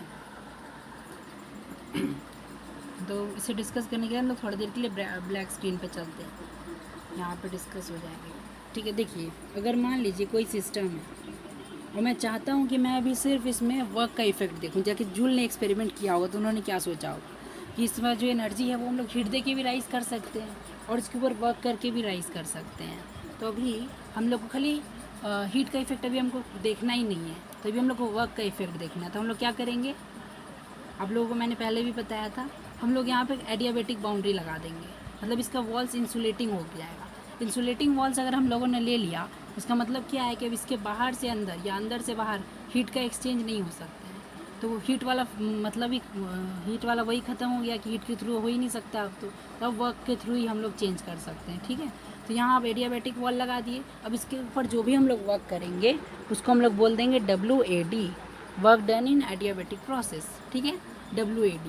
अब इससे क्या होगा, इसके अंदर का टेम्परेचर राइज होगा या इंटरनल एनर्जी बढ़ेगा ना इसका, हम लोग इसके ऊपर कुछ वर्क किए तो इसका इंटरनल एनर्जी बढ़ जाएगा। तो देखिए हम लोग किस तरह से इक्वेशन लिखते हैं वो मैं बता रहा हूँ आपको। देखिए हम लोग इक्वेशन लिखते हैं कि वर्क डन, जो हम लोगों ने वर्क किया है ना, वो किस चीज़ में यूज़ हुआ, वो एडियाबेटिक प्रोसेस के थ्रू किया, तो AD भी लिख देते हैं नीचे में।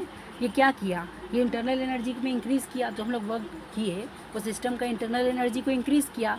तो वर्क इंटरनल एनर्जी में इंक्रीज़ कैसे लिखते हैं, final internal energy minus the initial internal energy, यही तो लिखते हैं ना हम लोग, हाँ, चेंज इन इंटरनल एनर्जी। तो जो हमने वर्क किया एडियाबेटिक प्रोसेस में, क्योंकि अभी हम लोग खाली वर्क का बात देख रहे हैं, अभी हम लोग हीट का बात देखना ही नहीं चाह रहे हैं, इसीलिए हम लोग क्या किए, एडियाबेटिक प्रोसेस कर दिए, सिस्टम को इंसुलेटेड कर दिए, है ना, एडियाबेटिक बाउंड्री लगा दिए सिस्टम में, जिससे कि हीट का एक्सचेंज हो ही ना, तो खाली वर्क के थ्रू इंटरनल एनर्जी चेंज हो सकता है। तो जो हम लोग ने वर्क किया उससे सिस्टम का इंटरनल एनर्जी बढ़ गया, वही चीज़ तो यहाँ लिखा हुआ था। अब देखिए आपको पूरा समझ में आ जाएगा, ये देखिए सिंपल सा बात था, ये देखिए यहाँ लिखा है, whereby the adiabatic work WAD is required to bring about a change of state is equal to the difference between the value of U in the one state and that in another state.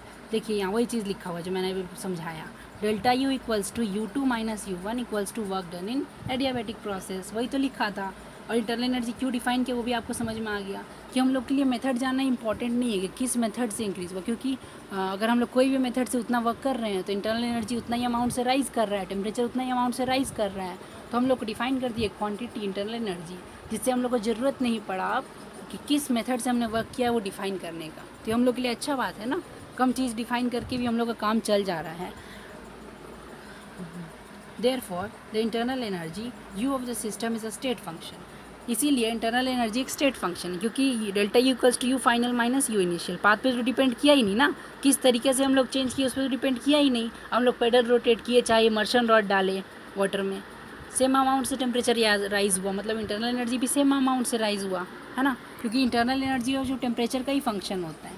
तो temperature अगर same amount से increase हुआ तो internal energy भी same amount से ही increase हुआ। अगर हम लोग आगे जाके पढ़ेंगे भी कि चेंज इन इंटरनल एनर्जी का formula in the terms of change in temperature, अभी मैं बता रहा हूँ, डरिएगा नहीं, आगे हम लोग पढ़ने वाले हैं इसको।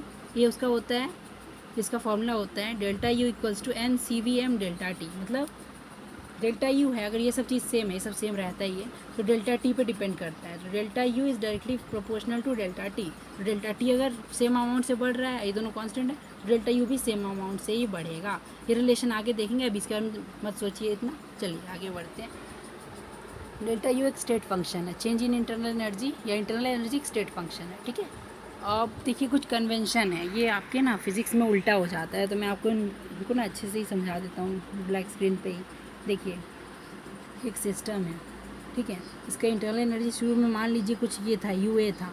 आपने इसके ऊपर कुछ वर्क किया बाहर से, एक्सटर्नल, आपने किसी एजेंट से एडियाबैटिक प्रोसेस के थ्रू इसमें वर्क किया, वर्क डन इन एडियाबैटिक प्रोसेस। इसका इंटरनल एनर्जी पहले यू ए था, वर्क करने के बाद में यू बी हो गया, ठीक है। तो बाद में इंटरनल एनर्जी यू बी हो गया। तो हम लोग इसको इसी तरह से लिख सकते हैं कि work done by adiabatic process is equal to U B minus U A, change in internal energy, है ना। जो इंटरनल एनर्जी चेंज हुआ किससे हुआ, वर्क करने की वजह से इंटरनल एनर्जी में चेंज आ गया है यहाँ पे। तो ऐसे हम लोग लिख सकते हैं। और देखिए वहाँ पे चलते हैं, तो यहाँ पे हम लोग कुछ कन्वेंशंस देखने वाले हैं, जैसे कि सिस्टम, हम लोग केमिस्ट्री में ना सिस्टम जो आयुपेक ने रिकमेंड किया है, आयुपेक आप लोग जानते होंगे, international union of pure and applied chemistry. तो इन्होंने रिकमेंड किया है कि एक सिस्टम में जब भी आप बाहर से वर्क करेंगे तो इसका इंटरनल एनर्जी बढ़ता है, सिस्टम का इंटरनल एनर्जी बढ़ता है। तो बाहर से जो वर्क करेंगे उसको हम लोग पॉजिटिव लेंगे, और जो सिस्टम बाहर वर्क करेगा, जो सिस्टम सराउंडिंग्स पे वर्क करेगा, उसको हम लोग नेगेटिव लेंगे, क्योंकि उससे सिस्टम का इंटरनल एनर्जी जो है डिक्रीज़ हो जाता है। अगर आप खुद से ही सोचिए, अगर आप सिस्टम है, आपने वर्क किया, तो आपका इंटरनल एनर्जी डिक्रीज़ हो गया, है ना। इसका मतलब कि जो वर्क आप कर रहे हैं वो नेगेटिव हम लोग साइन कन्वेंशन के हिसाब से लेंगे, आयुपेक का लेटेस्ट साइन कन्वेंशन के हिसाब से। और जो वर्क डन सिस्टम के ऊपर हो रहा है उसको हम लोग पॉजिटिव कंसीडर करेंगे। फिज़िक्स में उल्टा होता है तो आप फिज़िक्स में कंसल्ट कर सकते हैं, लेकिन केमिस्ट्री के हिसाब से आप यही याद रखिएगा कि केमिस्ट्री बहुत सिंपल होता है। देखिए अगर इंटरनल एनर्जी बढ़ रहा है तो work done positive, internal energy घट रहा है आपका तो वर्क डन नेगेटिव। तो work done on the system positive होता है और work done by the system जो होता है वो नेगेटिव होता है केमिस्ट्री में, ठीक है। तो ये देख लीजिए, by convention of IUPAC in chemical thermodynamics the positive sign expresses that W adiabatic is positive when work is done on the system and internal energy of the system is increases. Similarly, the work done by the system W adiabatic will be negative because internal energy of the system decreases. देखिए यहाँ पे क्या बोले, यहाँ पे दो word पे आपको फोकस करना है। जो पॉजिटिव साइन है वो बोलता है कि वर्क डन एडियाबैटिक जो प्रोसेस होता है, जब work done on the system, मतलब सिस्टम के ऊपर वर्क हो रहा है तो उसका इंटरनल एनर्जी इंक्रीज़ होगा, है ना। And the internal system increases, उसका इंटरनल एनर्जी इंक्रीज़ हो रहा है। इंटरनल एनर्जी इंक्रीज़ हो रहा है मतलब वर्क डन जो है वो पॉजिटिव है, इंटरनल एनर्जी। और work done by the system negative होता है क्योंकि इंटरनल एनर्जी डिक्रीज़ होता है। ये चीज़ मैंने अभी वहाँ पे समझाया था, फिर से एक बार दिखा देता हूँ मैं आपको, ताकि कोई कन्फ्यूज़न आपको रहे ही ना इससे रिगार्डिंग। देखिए ये हम लोग का सिस्टम ऐसा एक डायग्राम के थ्रू ही आप याद कर लीजिए। इसके ऊपर अगर हम लोग यहाँ से वर्क करेंगे सिस्टम के ऊपर में तो उसको हम लोग हमेशा पॉजिटिव लेंगे केमिस्ट्री में, और यहाँ से अगर हम लोग वर्क डन सिस्टम करेगा तो वो नेगेटिव हो जाएगा। ये डायग्राम के थ्रू आपको हमेशा याद रहेगा कि ये इस तरह से होता है, ठीक है। अब इसको एक बार फ्लो चार्ट की तरह अपने नोटबुक में बना भी सकते हैं, याद हो जाएगा, ठीक है। चलिए अब यहाँ तक हमने पढ़ लिया था, अब वो डायग्राम बच गया था, वो डायग्राम मैं आपको समझाने वाला था, समझा देता हूँ। देखिए ये डायग्राम कुछ अलग नहीं है, जैसे ये सराउंडिंग्स है और ये सिस्टम है, ठीक है। और ये मैटर और एनर्जी इससे ट्रांसफ़र नहीं हो रहा है, मतलब कि ये एडियाबैटिक सिस्टम है। मैटर तो उससे होता नहीं है और एनर्जी भी नहीं होती, ये आइसोलेटेड सिस्टम है ना। यहाँ से हीट भी बाहर से अंदर नहीं आ रहा है ना अंदर से बाहर जा रहा है। एडियाबैटिक वॉल्स लगा दिया है, मतलब इंसुलेटिंग वॉल्स लगा दिया है। तो an adiabatic system which does not permit the transfer of heat through its boundary. एक एडियाबैटिक सिस्टम दिखा रहा है ये, जो हीट अपने बाउंड्री से एक्सचेंज नहीं होने देता। आगे तो हम लोग इसको समझ ही लिए हैं अगले बार पैराग्राफ में, लेकिन फिर भी एक डायग्राम बच गया तो मैंने आपको समझा दिया। ये सराउंडिंग सिस्टम है ना। मैटर और एनर्जी एक्सचेंज नहीं कर रहा है, मतलब आइसोलेटेड सिस्टम है ये, है ना। और एडियाबैटिक सिस्टम भी बोलते हैं इसको, जो हीट का ट्रांसफ़र नहीं होता है, है ना। और मैटर का ट्रांसफ़र तो होता ही नहीं है क्योंकि बंद है ये। ठीक है, तो आगे चलते हैं। ये डायग्राम भी हो गया हम लोग का, ये वाला भी हम लोग समझ लिए थे। अब यहाँ चलते हैं। जैसे स्टेट फंक्शंस मैंने आपको बताया, तो आपको पता है कुछ और स्टेट फंक्शंस के नाम मैंने आगे भी बताए थे आपको, जैसे यहाँ भी पूछा गया एनसीईआरटी के द्वारा। Can you name some other familiar state functions? Some of other family state functions are volume, pressure and temperature. देखिए आप लोगों ने पढ़ा था पहले, वॉल्यूम एक स्टेट फंक्शंस होता है, प्रेशर आपका एक स्टेट फंक्शंस होता है, टेम्परेचर आपका स्टेट फंक्शन होता है। ठीक है, ये सब आपका स्टेट फंक्शन होता है। For example, if you bring a change in system temperature of a system from 25-35, then change in temperature is equal to 10 degree Celsius. Whether we go straight up to 25 degree Celsius or we cool the system for few degrees and then take the system to a final temperature. ये same example मैंने आपको एक बार में समझाया था, एक बार फिर से देख लीजिए इस एग्जाम्पल को। एग्जाम्पल यहाँ पे दिया है कि किसी बॉडी का टेम्परेचर आप 25 से 35 डिग्री तक कर रहे हैं। तो देखिए मैं आपको यहाँ पे करके दिखा देता हूँ। कोई बॉडी है आपके पास में, इसका टेम्परेचर इनिशियल था 25, बाद में आपने इसको गर्म किया और इसका टेम्परेचर हो गया 35 सेंटीग्रेड में ही बात कर रहे हैं। टेम्परेचर ऐसे इंक्रीज़ हो गया है इसका। ठीक है, तो आपने क्या किया, अब मैं आपको दो तरीका बताता हूँ। चेंज इन टेम्परेचर दोनों में बताइएगा आप मुझे। ठीक है, दो तरीका मैं आपको बता रहा हूँ यहाँ पे। पहला तरीका देखिए, पहला तरीका तो मैं ये बता रहा हूँ कि आपने एक सिस्टम, आपने हम लोग का सिस्टम था, उसको पहले गर्म किया आपने। पहले ये 25 पे था। ठीक है, आपने इसे ठंडा किया, ठंडा करके आप ये ले गए इसे 15 डिग्री पे, फिर आपने इसे गर्म किया और आप 35 डिग्री पे ले आए। ठीक है, और दूसरा सिस्टम ये है कि आप 25 पे सिस्टम था, आप इसको डायरेक्टली 35 पे ले गए। तो दोनों में चेंज इन स्टेट 25 से 35 ही तक हुआ है, लेकिन बीच में हमने कुछ और कर दिया था। ठीक है, लेकिन change in temperature, temperature final minus temperature initial से निकालते हैं हम लोग। तो ये तो यहाँ भी 10 आ रहा है और यहाँ भी 10 आ रहा है, तो बीच में आपने क्या किया, कुछ किया, वो सब मतलब नहीं है। हम लोग को इनिशियल और फाइनल वैल्यू से सिर्फ मतलब होता है, इसी को तो स्टेट फंक्शन बोलते हैं, है ना। You final minus U initial, जो इंटरनल एनर्जी के टर्म्स में हम लोग पढ़े थे। स्टेट फंक्शन मैंने आपको बताया था delta Z, Z final minus Z initial. तो अगर बीच का प्रोसेस से कोई मतलब ही नहीं है आप लोग को, मतलब ये एक स्टेट फंक्शन है ना, तो इससे कोई फ़र्क नहीं हुआ, आप किसी भी मेथड से वर्क कीजिए, हमेशा ये तो सेम ही आ रहा है। तो आपका ये जो चेंज इन टेम्परेचर है ये एक स्टेट फंक्शन है। इसी तरह से प्रेशर, वॉल्यूम, ये सब भी आपके स्टेट फंक्शंस हैं। ठीक है, Thus, T is the state function and the change in temperature is independent of the route taken. यही मैंने बताया कि टेम्परेचर एक स्टेट फंक्शन है और चेंज इन टेम्परेचर आपके रूट के, मतलब रूट पे डिपेंड नहीं करता आपने किस तरह से टेम्परेचर चेंज किया है। जैसे कि एक और एग्जांपल है वॉल्यूम का। जैसे वॉल्यूम एक स्टेट फंक्शन है, कैसे देखिए इसको मैं आपको समझा देता हूँ। जैसे मान लीजिए एक तालाब है आपके पास में, यहाँ पे ये मान लीजिए एक पॉन्ड है आपके घर के पास में या कहीं पे भी, एक पॉन्ड है। ठीक है, इस पॉन्ड में ये वॉल्यूम, इस पॉन्ड का जो वॉल्यूम है वो भी एक स्टेट फंक्शन है। देखिए मैं बताता हूँ आपको दो तरीका, ये पॉन्ड के इतना ही वॉल्यूम तक भरने का। मान लीजिए बहुत दिन पहले ये सूखा था, इतना यही ज़मीन है, बहुत दिन पहले ऐसे सूखा था। ठीक है, तो यहाँ पे रेन हुआ खूब सारा, एक तो रेन से वाटर भर के ऐसा हो गया। दूसरा मैं बताता हूँ तरीका। ठीक है, दूसरा तरीका ये है कि एक रिवर आता था वहाँ से, उस रिवर से कट के आपने इतना ही वॉल्यूम यहाँ पे भर दिया। तो वॉल्यूम किसी भी तरीके से भरा हो, लेकिन वॉल्यूम चेंज इन वॉल्यूम पे डिपेंड करता है हम लोग का इन प्रॉपर्टीज़। यहाँ वॉल्यूम भी एक स्टेट फंक्शन है, क्योंकि चेंज इन वॉल्यूम क्या होगा, volume final minus volume initial, है ना। सिंपल सा कॉन्सेप्ट है, तो वही यहाँ लिखा है। देखिए volume of water in a pond for example is a state function because change in volume of its water is independent of the route by which water is filled in the pond either by rain or by tube well or by both। तो आपने rain से भरा, tubewell से भरा, या दोनों से भरा, वॉल्यूम भर के जो हो गया फाइनल तो वही है ना। चेंज इन वॉल्यूम तो इंडिपेंडेंट है ना, आपने जितना वॉल्यूम डाला और वाटर तो कंजर्व रहेगा ना, मतलब वाटर का मॉलिक्यूल्स तो कंजर्व रहेगा। आपने अगर उतना ही पानी डाला, चाहे आप ट्यूबवेल से भरे हो या आप रेन वाटर से भरे हो या दोनों से भरे हो, पानी आपने डाला तो वॉल्यूम तो उतना ही भरेगा ना। वॉल्यूम भी एक स्टेट फंक्शन है, मतलब जो तरीका चेंज करने पे चेंज ना हो उसे स्टेट फंक्शन बोलते हैं। आगे हम लोग पढ़ेंगे, अब हीट पढ़ेंगे हम लोग, ठीक है। देखिए पहला तरीका था एडियाबेटिक प्रोसेस के थ्रू। पहले हम लोग पढ़ रहे थे कि इंटरनल एनर्जी को कैसे चेंज कर सकते हैं, तो हम लोग ने 3 तरीका पढ़ा।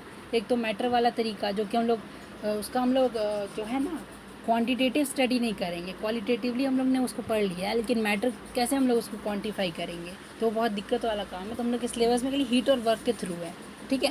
तो हीट तो हम लोग ने वर्क तो पढ़ लिया, वर्क के थ्रू इंटरनल एनर्जी कैसे चेंज होता है ना, कि उसमें हम लोग हीट को ज़ीरो मान के, मतलब एडियाबेटिक इंसुलेटिंग बाउंड्री लगा के खाली वर्क करवा रहे थे। अब यहाँ पे क्या करेंगे, यहाँ पे हम लोग वर्क को ज़ीरो करवाएंगे। देखिए कैसे, यहाँ पे हम लोग ना चीज़ों को कांस्टेंट वॉल्यूम पे करवाएंगे। देखिए हम बताते हैं आपको, कोई भी सिस्टम, थर्मोडाइनमिक सिस्टम वर्क कैसे कर सकता है, अपना वॉल्यूम एक्सपैंड करेगा तभी तो वो वर्क कर सकता है ना। कि चारों तरफ से मान लीजिए एक्सपैंड हो गया, या फिर इतना कॉम्प्लेक्स नहीं, आपको सिंपल में बता देता हूँ। जैसे मान लीजिए ये यहाँ पे एक पिस्टन लगा हुआ था, ये हम लोग का एक सिलेंडर था, ठीक है। तो बाद में क्या हुआ, यही सेम सिलेंडर में ये सिलेंडर यहाँ तक बढ़ गया। तो इसका मतलब क्या हुआ, इस गैस का, यहाँ पे जो गैस था उसका वॉल्यूम पहले इतना था, तो बाद में उसका वॉल्यूम इतना हो गया, है ना। वॉल्यूम इंक्रीज़ हो गया गैस का, है ना। तो हम लोग, तो इसका मतलब गैस ने कुछ वर्क कर दिया। वॉल्यूम इंक्रीज़ होना मतलब वर्क करना। आप आगे पढ़ेंगे वर्क डन का फॉर्मूला, लेकिन अभी आप मैं ऐसे ही क्वालिटेटिवली बता रहा हूँ कि अगर वॉल्यूम इंक्रीज़ हो गया कोई सिस्टम का, मतलब कोई सिस्टम ने वर्क किया या सिस्टम के ऊपर वर्क हुआ, है ना। अगर आपको वर्क नहीं करवाना है सिस्टम के द्वारा, तो आप क्या कीजिए ना, सारे प्रोसेस को जो करवाना है आपको, आप एक कांस्टेंट वॉल्यूम पे करवा लीजिए। तो अगर आप कोई कांस्टेंट वॉल्यूम पे करवा लेते हैं किसी प्रोसेस को, अगर आप किसी प्रोसेस को कांस्टेंट वॉल्यूम पे करवा लेते हैं तो वर्क डन ज़ीरो हो जाएगा अपने आप ही। ये आप लोग आगे पढ़ेंगे, लेकिन अभी आप मतलब जानने के लिए जान लीजिए, इस टॉपिक को समझने के लिए, कि कोई प्रोसेस अगर कांस्टेंट वॉल्यूम पे होता है तो वर्क डन ज़ीरो होता है। और हीट एक्सचेंज कब ज़ीरो होता है, मैंने आपको पढ़ाया था, रिवाइज़ करवा दे रहा हूँ। हीट एक्सचेंज तब ज़ीरो होता है जब हम लोग वॉल्स को एडियाबेटिक ले लेते हैं, या वर्क डन एडियाबेटिक प्रोसेस के थ्रू करवाते हैं, तो हीट एक्सचेंज ज़ीरो रहता है। और अगर volume, change in volume zero रहता है, तो तुम्हारा हीट एक्सचेंज जो होता है वो, अच्छा हीट एक्सचेंज तो उसी में ज़ीरो होता है, यहाँ पे वर्क डन ज़ीरो होता है आपका, ठीक है। वर्क डन ज़ीरो तब होता है, एक बार फिर से लिख देता हूँ। देखिए अगर आपने किसी सिस्टम के ऊपर वर्क किया, है ना, वर्क किया, या सिस्टम ने किसी के ऊपर वर्क किया, तो उसका वॉल्यूम ज़रूर से चेंज हो जाएगा। तो अगर चेंज इन वॉल्यूम ज़ीरो है, मतलब कि वर्क डन ऑन और बाय द सिस्टम सब ज़ीरो है, दोनों तरह का वर्क ज़ीरो है, ठीक है। अब आप समझ गए होंगे, वॉल्यूम में अगर चेंज नहीं आएगा तो वर्क डन ज़ीरो होगा। एक थ्योरी है, आप समझ लीजिए इस तरह से, लर्न करने की तरह से। तो हम लोग अब इसको एनसीईआरटी को समझ लेते हैं थोड़ा। वर्क डन तो हम लोग समझ लिए, तब हीट देखेंगे। तो हम लोग को सिर्फ हीट के थ्रू अगर जानना है, तो हम लोग वर्क डन नहीं करवाना चाहेंगे, तो हम लोग कांस्टेंट वॉल्यूम पे प्रोसेस करवा लेंगे, तो वर्क नहीं होगा सिस्टम से, सिर्फ हीट एक्सचेंज होगा। आइए देखते हैं heat. We can also change the internal energy of system by the transfer of heat from the surroundings to the system और वाइस वर्सा। तो हम लोग इंटरनल एनर्जी सिस्टम का ट्रांसफ़र ऑफ हीट से भी चेंज कर सकते हैं। सराउंडिंग से सिस्टम को या तो हीट ट्रांसफ़र हो जाए, या सिस्टम से सराउंडिंग को हीट ट्रांसफ़र हो जाए, है ना, विदाउट एक्सपेंडिचर ऑफ वर्क। लेकिन हम लोग वर्क नहीं करवाएंगे यहाँ पे, सिर्फ हम लोग हीट के थ्रू देखना चाह रहे हैं कैसे इंटरनल एनर्जी चेंज होता है ना। This exchange of energy which is result of temperature difference is called heat. जो हम लोग एनर्जी का एक्सचेंज करते हैं ना टेम्परेचर डिफरेंस की वजह से, इसे हीट बोलते हैं। तो आप लोग इसको हमेशा याद रखिएगा, हीट किसी बॉडी में कंटेंट एनर्जी के लिए कभी यूज़ नहीं होगा। हीट टर्म इसी के लिए बना गया है कि जब तक टेम्परेचर डिफरेंस है, तो जो एनर्जी फ्लो हो रहा है ना, हाँ, जो एनर्जी फ्लो हो रहा है, जो एक्सचेंज हो रहा है energy due to temperature difference, उसको हम लोग हीट बोलते हैं। जो एनर्जी फ्लो हो रहा है उसी को हीट बोलते हैं। जो ये सिस्टम का एनर्जी इंक्रीज़ हो रहा है उस कारण से, उसको हम लोग इंटरनल एनर्जी बोलते हैं। तो दोनों के बीच में डिफरेंस समझ लीजिए। हीट भी एनर्जी है, लेकिन हीट वो एनर्जी जो टेम्परेचर डिफरेंस की वजह से ट्रांसफ़र हो रहा है। ट्रांसफ़र होने के बाद सिस्टम में जो स्टोर होता है ना, वो हीट स्टोर नहीं होता है। ये गलत कॉन्सेप्ट मत बनाइएगा। सिस्टम में जो स्टोर होता है वो इंटरनल एनर्जी स्टोर होता है, ठीक है। तो ट्रांसफ़र के समय हम लोग सिर्फ टर्म हीट का यूज़ करते हैं। तो आगे देखते हैं, यहाँ ये लाइन आपको समझ में आ गया। यहाँ क्या लिखा है कि हम लोग इंटरनल एनर्जी को ट्रांसफ़र ऑफ हीट से भी चेंज कर सकते हैं, या तो सराउंडिंग सिस्टम को कर दे या उसका उल्टा हो जाए, वाइस वर्सा मतलब उल्टा उसका, या तो सराउंडिंग सिस्टम को कर दे या सिस्टम सराउंडिंग को कर दे, है ना। दिस एक्सचेंज, हाँ, जो टेम्परेचर डिफरेंस की वजह से होता है उसको हीट बोलते हैं। तो हम लोग क्या करेंगे, लेकिन हम लोग वर्क यहाँ नहीं करवा रहे, without the expenditure of work. ये बात ध्यान रखिएगा, हम लोग वर्क नहीं करवा रहे हैं अभी। तो let us consider bring about a same change in temperature. देखिए हम लोग पीछे पड़े थे, वर्क से जितना टेम्परेचर चेंज किए थे ना, उतना ही टेम्परेचर अभी हम लोग हीट से चेंज करेंगे। कैसे करेंगे आइए देखते हैं। Same initial and final state as before in the section this by transfer of heat through thermally conducting walls instead of adiabatic walls. अब यहाँ पे हम लोग क्या किए हैं, यहाँ पे हम लोग थर्मली कंडक्टिंग वॉल ले लिए हैं। पिछले केस में हम लोग वर्क देखना चाह रहे थे तो एडियाबैटिक वॉल लिए थे, यहाँ पे हम लोग हीट देखना चाह रहे हैं तो हम लोग कंडक्टिंग वॉल्स ले लिए। ठीक है, थर्मली कंडक्टिंग वॉल्स ले लिए, मतलब जो हीट को कंडक्ट अपनी तरफ से फ्लो होने दे, दोनों तरफ से, अंदर से बाहर और बाहर से अंदर। जब भी टेम्परेचर डिफरेंस आए तो ये हीट को फ्लो होने दे, है ना। आगे देखते हैं, ये डायग्राम भी समझेंगे, पहले थ्योरी पार्ट कंप्लीट कर लें। देखिए, we take water at temperature TA in a container having thermally conducting walls. एक थर्मली कंडक्टिंग वॉल्स में हम लोग वाटर ले लेते हैं टेम्परेचर जिसका TA है, से made up of copper and enclose it in huge heat reservoir of temperature TB। उसको हम लोग ह्यूज हीट रिजर्वायर में जिसका टेम्परेचर TB है उसमें बंद कर दे रहे हैं। ठीक है, एक कॉपर वेसल है जिसके अंदर वाटर डाल दिए हैं, और कॉपर वेसल और वाटर दोनों को मिला के टेम्परेचर TA है ना।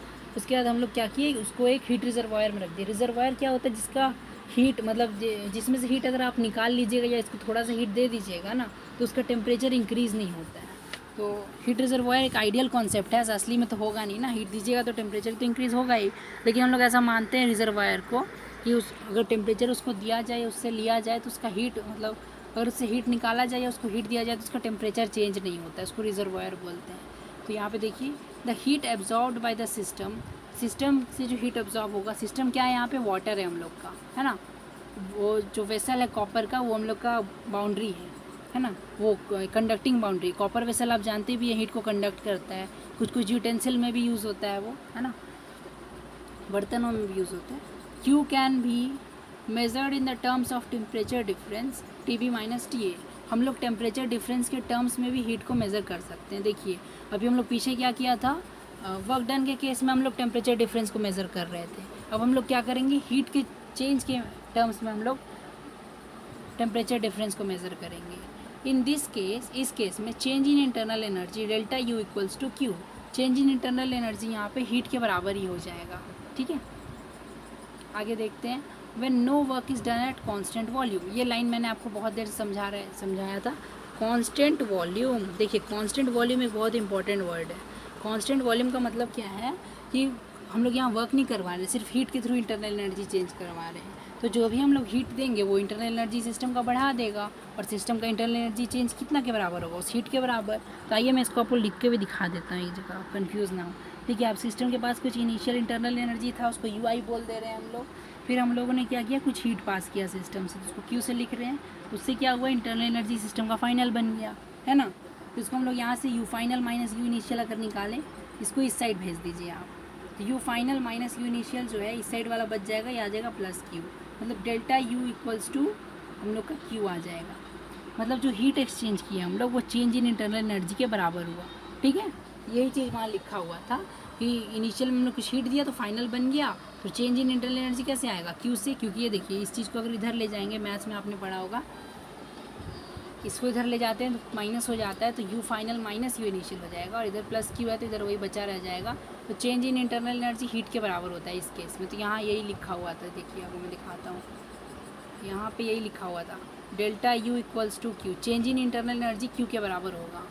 अब यहाँ देखिए क्या लिखा है, by conventions of IUPAC in chemical thermodynamics the Q is positive when heat is transferred from surroundings to the system and the internal energy system increases.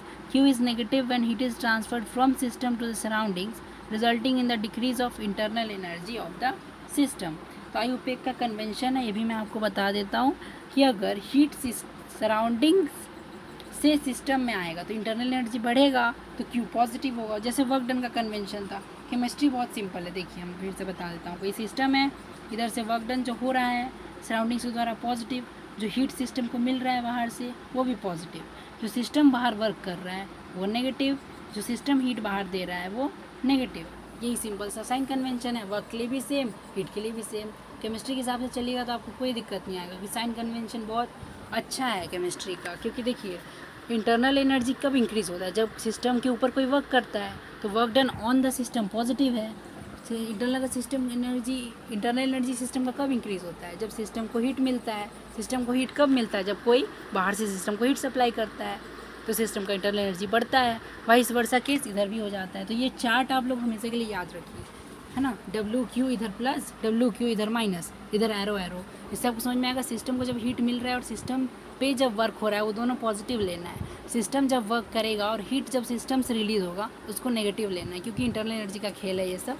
तो केमिस्ट्री में आयोपेक का साइन कन्वेंशन यही है, हम लोग इसी को फॉलो करके चलेंगे, इसी पे सारा न्यूमेरिकल बनाएंगे केमिस्ट्री में।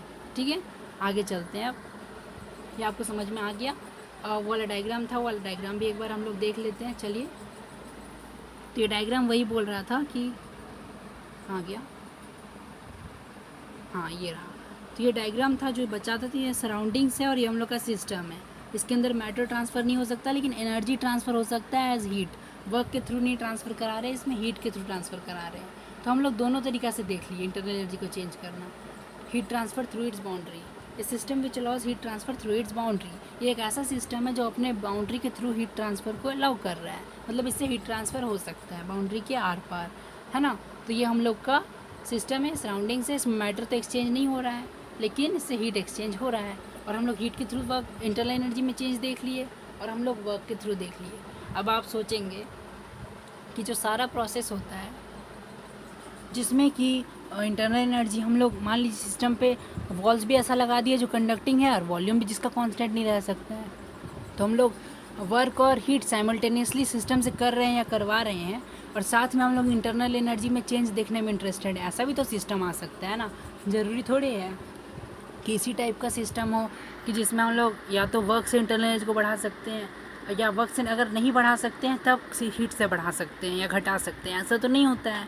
ओरिजिनल लाइफ में हम लोग ऐसा भी सिस्टम देख सकते हैं, या फिर केमिस्ट्री में भी क्वेश्चंस में भी हम ऐसा भी सिस्टम देख सकते हैं जिसमें हम लोग का वर्क डन भी हो रहा है, साथ में हीट भी एक्सचेंज हो रहा है। तो ऐसा टाइप का सिस्टम के लिए हम लोग क्या यूज़ करते हैं, फर्स्ट लॉ ऑफ थर्मोडाइनमिक्स। अभी तक हम लोग ने जितना भी पढ़ा ना, इस पूरा चीज़ को कंबाइन करके एक इक्वेशन के फॉर्म में, फर्स्ट लॉ ऑफ थर्मोडाइनमिक्स के फॉर्म में दिया जाता है। तो मैं आप लोग को सिखा देता हूँ। तो ये वाला तो हम लोग समझ लिए थे डायग्राम्स, आगे चलते हैं। ये पेज भी हम लोग समझ लिए थे। तो देखिए, ये वही एनसीईआरटी बोल रहा है कि ऐसा हमेशा तो होता नहीं है कि हम लोग हमेशा की इंटरनल एनर्जी या तो सिर्फ वर्क से बढ़ा रहे हैं, सिर्फ हीट से, है ना, या घटा रहे हैं। दोनों केस भी हो सकता है। तो हम लोग यहाँ पे जनरल केस लेके चलते हैं। जब ये देखिए जनरल केस क्या है, अभी समझते हैं हम लोग।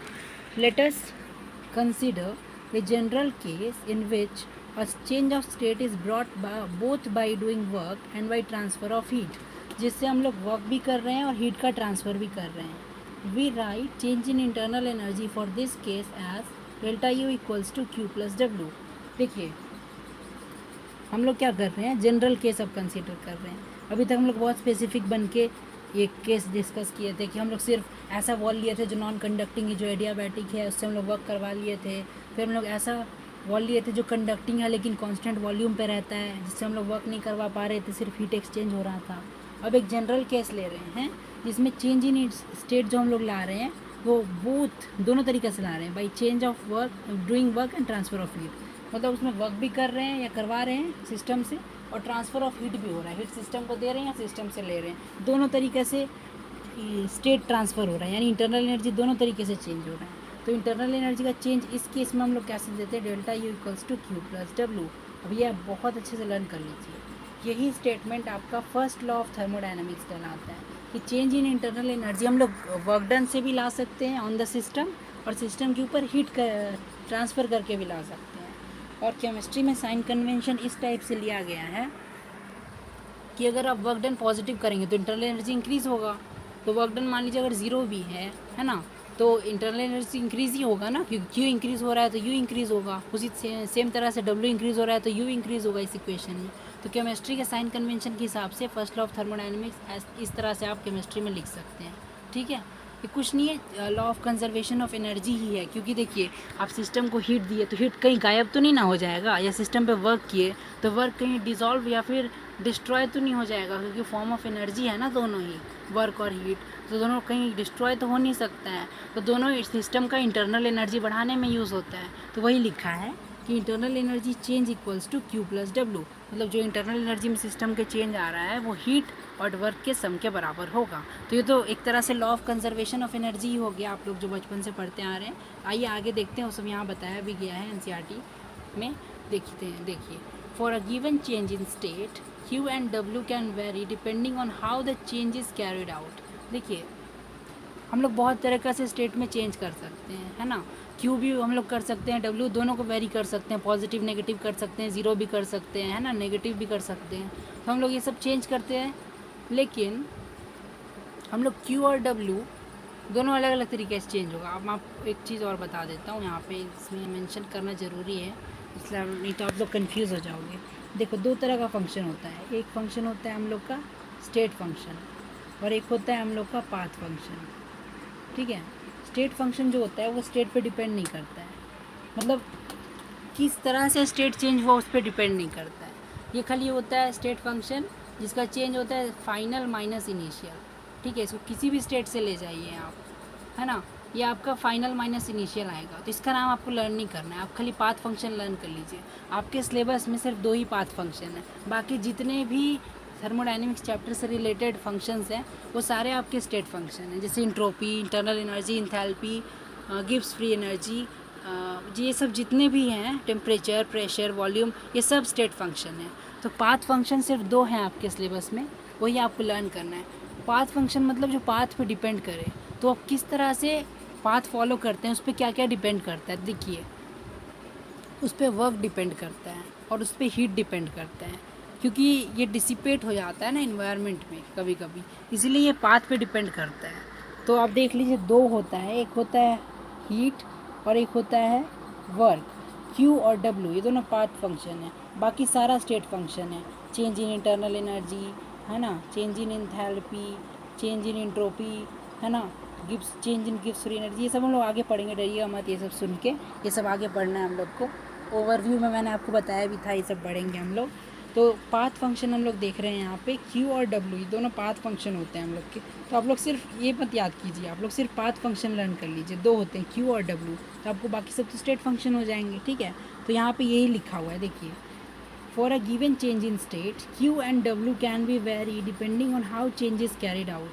चेंज हम लोग किस तरह करते हैं ना, इस पर Q और W डिपेंड करता है ना, लेकिन इस पर ना हम लोग का ये डिपेंड नहीं करता है, Q प्लस W डिपेंड नहीं करता है, क्योंकि Q प्लस W इस फॉर्मूला के हिसाब से डेल्टा U हो जाएगा, और डेल्टा U तो स्टेट फंक्शन है। देखिए नेचर का मैजिक देखिए, 2 ऐसा क्वांटिटी जो पाथ पे डिपेंड करता है उसको ऐड कर दिया गया, तो तीसरा ऐसा क्वांटिटी आ गया जो पाथ पे डिपेंड ही नहीं करता है। देखिए नेचर का ये सब हम लोग का मैजिक बोल सकते हैं, ब्यूटी बोल सकते हैं, नेचर का ब्यूटी है। कोई 2 ऐसा क्वांटिटी जो पाथ पे डिपेंड करता है उसको ऐड करके एक ऐसा क्वांटिटी आ गया जो कि only on initial and final state पे डिपेंड कर रहे हैं। वो दोनों क्वांटिटी पाथ पे डिपेंड करता है, लेकिन उसको जोड़ के ऐसा चीज़ हम ला दिया गया है जो सिर्फ इनिशियल और फाइनल स्टेट पे डिपेंड कर रहा है। तो आपको 4 ऑप्शन दिया जा सकता है MCQ टाइप में, ये बहुत अच्छा क्वेश्चन बनेगा। देखिए और क्वेश्चन क्या होगा कि इसमें से कौन सा पाथ पे डिपेंड नहीं करता है, पाथ डिपेंडेंट नहीं है। ठीक है, तो आपको 4 ऑप्शन दिया रहेगा, एक दिया रहेगा Q, एक दिया रहेगा W, एक दिया रहेगा Q प्लस W, एक दिया रहेगा नन ऑफ द अबव। तो बहुत बच्चे इसमें क्या करेंगे, नन पे क्लिक कर देंगे, मतलब नन पे टिक कर देंगे कि नन सही है, लेकिन नन ऑप्शन जो है ये ब्लंडर हो जाएगा आपके लिए, बहुत गलत ये हो गया, क्योंकि Q तो डिपेंड करता है पाथ पे, W भी डिपेंड करता है पाथ पे, लेकिन Q प्लस W जो कि डेल्टा U होता है, डेल्टा U तो पाथ पे डिपेंड करता ही नहीं है, इसीलिए Q प्लस W कभी भी पाथ पे डिपेंड नहीं करता है। तो इसको आप हमेशा याद रखिएगा, Q और W तो पाथ फंक्शन है, लेकिन Q प्लस W जो फॉर्मूले के हिसाब से डेल्टा U हो जाता है, ये पाथ फंक्शन नहीं है। तो Q प्लस W कभी भी पाथ पे डिपेंड नहीं करता है, तो ये वाला ऑप्शन सही ऑप्शन होगा उसमें। तो आप लोग ज़रूर सही कीजिएगा, और ये हेल्पफुल है तो कमेंट्स में मुझे बताइएगा भी, मेरे लिए कुछ सजेशंस है तो वो भी आप कमेंट्स में लिख सकते हैं, है ना, आपके कमेंट्स का मुझे इंतज़ार रहेगा। चलिए आगे बढ़ते हैं। देखिए यही मैंने आपको बताया, delta U will depend only on initial and final state. भले ही Q और W पाथ पे डिपेंड कर रहा है, लेकिन डेल्टा U जो है वो हमेशा इनिशियल और फाइनल स्टेट पे ही डिपेंड करता है, यही लिखा है यहाँ पे। ठीक है, it will be independent of the way the change is carried out. Delta U जो है वो इंडिपेंडेंट होता है, चेंज हम लोग किस तरह से कर रहे हैं, पाथ पे डिपेंड करता है सिर्फ। फिर लिखा है if there is no transfer of energy as heat और एज वर्क, आइसोलेटेड सिस्टम को अगर हम लोग कंसिडर करें जिसमें वर्क डन भी ज़ीरो है और हीट भी ज़ीरो है, तो चेंज इन इंटरनल एनर्जी भी ज़ीरो हो जाएगा। देखिए अगर कोई सिस्टम है ऐसा आइसोलेटेड सिस्टम आपने बिल्कुल ले लिया है ना, जिसमें ना आप वर्क कर पा रहे हैं, ना आप जिसको हीट दे पा रहे हैं, ना ये सिस्टम बाहर वर्क कर पा रहा है, ना ये सिस्टम बाहर हीट दे पा रहा है, ना ये सिस्टम मैटर का एक्सचेंज कर पा रहा है, ना ये सराउंडिंग मैटर का एक्सचेंज कर पा रहा है, तो जो एनर्जी अंदर है वो अंदर ही रह जाएगा, जो एनर्जी बाहर है वो बाहर ही रह जाएगा। ना अंदर से बाहर कुछ जा पाएगा, ना अंदर से बाहर कुछ आ पाएगा, तो इंटरनल एनर्जी चेंज कैसे होगा? उस केस में हम लोग का change in internal energy zero हो जाएगा। वही चीज़ यहाँ लिखा हुआ है, अगर सिस्टम में Q ज़ीरो है, हीट एक्सचेंज ज़ीरो है, W ज़ीरो है, वर्क डन ज़ीरो है, तो डेल्टा यू का फॉर्मूला अगर हम लोग, ये तो लॉजिकली हम लोग समझ गए ना, हीट एक्सचेंज हो ही नहीं रहा है, वर्क हो ही नहीं रहा है, तो इंटरनल एनर्जी में चेंज कैसे आएगा? कोई यहाँ पे एनर्जी क्रिएट थोड़ी हो सकता है। जो एनर्जी आप दीजिएगा या वर्क के फॉर्म में, हीट के फॉर्म में, वही तो सिस्टम का इंटरनल एनर्जी इंक्रीज़ करेगा। आपने कोई एनर्जी दिया ही नहीं और सिस्टम की एनर्जी बढ़ गया, ये सब तो पैरानॉर्मल एक्टिविटीज़ हो गए, तो ऐसा तो नहीं होना चाहिए। तो यहाँ पे देखिए, तो डेल्टा यू ज़ीरो होता है अगर क्यू और डब्ल्यू ज़ीरो होता है, तो हम लोग लॉजिकली समझ गए। फॉर्मूले से देख लेते हैं। डेल्टा यू का फॉर्मूला है क्यू प्लस डब्ल्यू, तो अगर हम लोग के पास क्यू प्लस, यहाँ फिर से लिख लेता हूँ, डेल्टा यू का जो फॉर्मूला है वो है क्यू प्लस डब्ल्यू। अगर क्यू ज़ीरो है और डब्ल्यू ज़ीरो है तो क्यू प्लस डब्ल्यू भी तो ज़ीरो ही है। वही चीज़ यहाँ फॉर्मूले से बता दिया, वही चीज़ मैंने आपको लॉजिक से भी बताया, वही चीज़ यहाँ लिखा हुआ है। देखिए, if W zero Q zero then delta U is zero. तो the equation 6.1 delta U equals to Q plus W is mathematical statement of first law of thermodynamics. तो आप लोग बचपन से पढ़ते आ रहे हैं इस लॉ को, अभी मैं आपको बताऊंगा कैसे। तो ये जो इक्वेशन है फर्स्ट लॉ ऑफ थर्मोडाइनमिक्स का स्टेटमेंट है, क्योंकि आपने एनर्जी दिया कुछ हीट या वर्क करके, तो वो एनर्जी सिस्टम से गायब थोड़ी हो जाएगा, वो सिस्टम का इंटरनल एनर्जी बढ़ाने में यूज़ होगा। या सिस्टम ने किसी बाहर पे वर्क कर दिया, ये हीट दे दिया सिस्टम ने बाहर किसी चीज़ को, या सिस्टम ने किसी चीज़ पे वर्क कर दिया बाहर, तो जादू से थोड़ी वर्क हुआ, उसके अंदर कुछ इंटरनल एनर्जी था, उसी का कोई पार्ट यूज़ करके या उसी को पूरा यूज़ करके उसने वर्क कर दिया बाहर, है ना।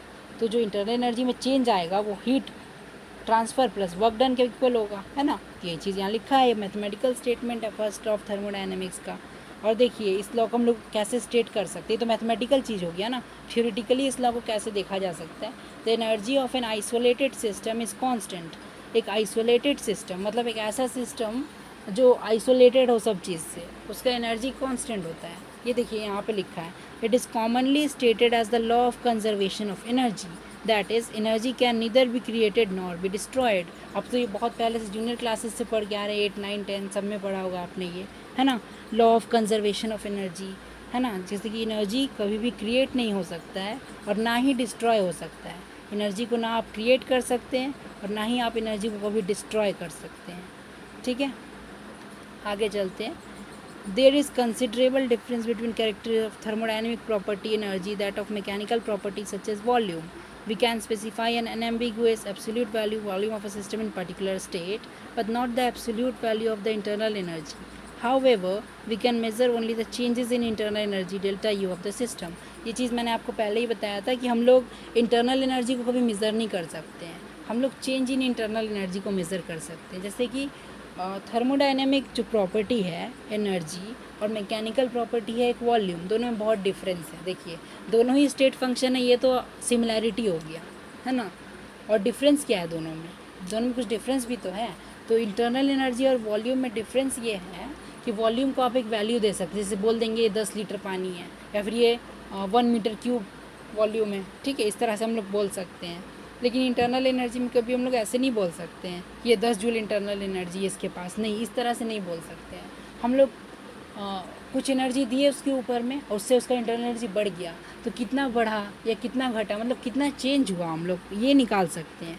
वी कैन ओनली मेज़र, यहाँ लिखा हुआ है देखिए, however we can measure only the changes in internal energy delta U of the system. हम लोग इंटरनल एनर्जी का सिर्फ चेंज निकाल सकते हैं, वॉल्यूम का हम लोग ये एब्सोल्यूट वैल्यू दे सकते हैं, है ना, फॉर पार्टिकुलर स्टेट, लेकिन एब्सोल्यूट वैल्यू इंटरनल एनर्जी को नहीं दे सकते हैं। लेकिन हम लोग चेंज इन इंटरनल एनर्जी को मेज़र कर सकते हैं।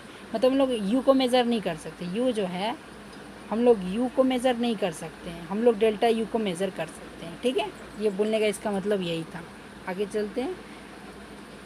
अब देखिए आप लोगों ने इसको पढ़ भी लिया और समझ भी लिया, एक बार हम लोग साइन कन्वेंशन रिपीट कर लेते हैं और एनसीईआरटी का जो सॉल्व कुछ क्वेश्चन एनसीईआरटी में दिए हुए हैं, वो क्वेश्चन हम लोग देखने वाले हैं। अब देखिए एनसीईआरटी का ही क्वेश्चन है ये वाला, हम लोग 6.1 प्रॉब्लम सॉल्व करेंगे। इससे पहले हम लोग फार्मूला एक बार रिवाइज़ कर लेते हैं, ठीक है। मैं आपको बता देता हूँ, जैसे कि फार्मूला क्या है, delta U is equal to Q plus W, ये एक फार्मूला है।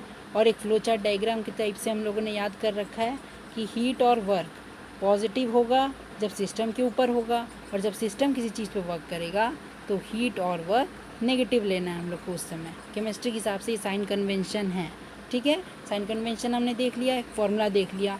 इस फार्मूला को हम लोग बोलते हैं फर्स्ट लॉ ऑफ थर्मोडायनेमिक्स का फार्मूला, तो शॉर्ट फॉर्म में ऐसे लिख ले रहे हैं FLT।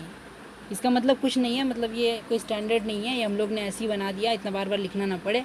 First law of thermodynamics को FLT लिख देंगे, ठीक है। ये स्टैंडर्ड नहीं है, आपको एग्जाम में आएगा तो आपको पूरा लिखना पड़ेगा, फर्स्ट लॉ ऑफ थर्मोडायनेमिक्स, ठीक है। तो देखिए यहाँ पे क्वेश्चन देखते हैं, प्रॉब्लम 6.1 बनाएंगे। Express the change in internal energy of a system. हम लोग को निकालना क्या है, चेंज इन इंटरनल एनर्जी। तो क्या निकालना है हम लोग को, डेल्टा यू निकालना है, ठीक है। ये पता चल गया हम लोग क्वेश्चन पढ़ के। पहला केस देखते हैं, no heat is absorbed by the system. देखिए यहाँ क्या लिखा है, no heat is absorbed by the system.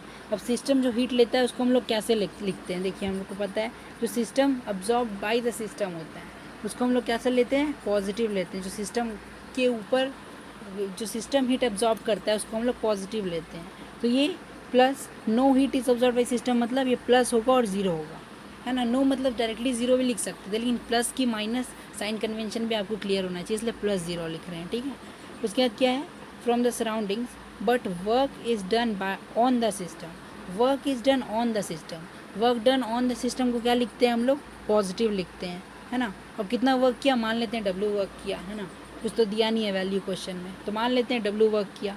तो अब फॉर्मूला लगाएंगे, हम लोग को डेल्टा यू निकालना है, Q 0 है और W प्लस W है ना। यहाँ से देखिए हम लोग फॉर्मूला कैसे लगाते हैं, इसमें देखिए फॉर्मूला पहले हम लोग लिख लेते हैं, वैल्यू क्या क्या दिया है। Q का वैल्यू 0 दिया है, प्लस 0 को 0 भी लिख सकते हैं। वर्क डन क्या दिया है, प्लस W, मतलब work is done on the system तो पॉजिटिव होगा। और पूछा क्या है, चेंज इन इंटरनल एनर्जी, मतलब डेल्टा यू पूछा है, डेल्टा यू। तो हम लोग फर्स्ट लॉ ऑफ थर्मोडायनेमिक्स का स्टेटमेंट यूज़ करेंगे, from first law of thermodynamics delta U equals to Q plus W. और क्यू क्या है आपका, ज़ीरो, यहाँ पे क्वेश्चन के हिसाब से डब्ल्यू क्या है, प्लस डब्ल्यू ही डालेंगे, तो delta U equals to W आ गया। आपको पता है ऐसा किस केस में होता था, आपने एक स्पेशल केस भी पढ़ा था पीछे में, जहाँ पे हम लोग वर्क डन बात कर रहे थे। अगर डेल्टा यू सिर्फ डब्ल्यू के बराबर आता है तो ये डब्ल्यू एडी होता है, वर्क डन इन एडियाबैटिक प्रोसेस। हम लोगों ने पीछे डिस्कस किया है इसे बहुत डिटेल में, आप वीडियो रिवाइंड करके दोबारा भी देख सकते हैं। Change in internal energy is same as work done in an adiabatic process. तो देखिए, तो यहाँ क्वेश्चन में क्या दिया है, चेंज इन इंटरनल एनर्जी हम लोग को निकालना था, तीनों में वही निकालना है। तो क्या पूछा गया है, इंटरनल एनर्जी पहला चीज़, तो इंटरनल एनर्जी का आंसर क्या होगा इस क्वेश्चन के लिए, इंटरनल एनर्जी हो जाएगा वर्क डन, और क्योंकि ये वर्क डन की इक्वल है इसलिए इसको हम लोग एडियाबैटिक भी लिख सकते हैं, ठीक है। What type of wall does the system have, system कैसा वॉल है, तो आपको बिल्कुल क्लियर होगा कि अगर सिस्टम कोई हीट एनर्जी एब्जॉर्ब नहीं कर रहा है सराउंडिंग से, अगर यहाँ पे देखिए फिर से मैं आपको दिखा देता हाईलाइट करके, no heat is absorb by the system from the surroundings. अगर सिस्टम सराउंडिंग से कोई हीट एब्जॉर्ब नहीं कर रहा है तो मतलब कि सिस्टम का जो वॉल्स है वो एडियाबैटिक है ना। यही तो पूछा है, what type of wall does the system have. तो सिस्टम अगर हीट एब्जॉर्ब नहीं कर रहा है, इसका आंसर क्वेश्चन से लॉजिक से मिलेगा आपको। No heat is absorb by the system, what type of wall does the system have. System का वॉल कैसा है, यहाँ मैं आपको लिख भी देता हूँ, सिस्टम का वॉल्स आपका एडियाबैटिक है। इसमें ठीक से लिखा नहीं रहा है लेकिन स्पेलिंग आप लोग ध्यान से याद कर लीजिएगा, ADIABATIC, ये होगा इसका आंसर, एडियाबैटिक, ठीक है।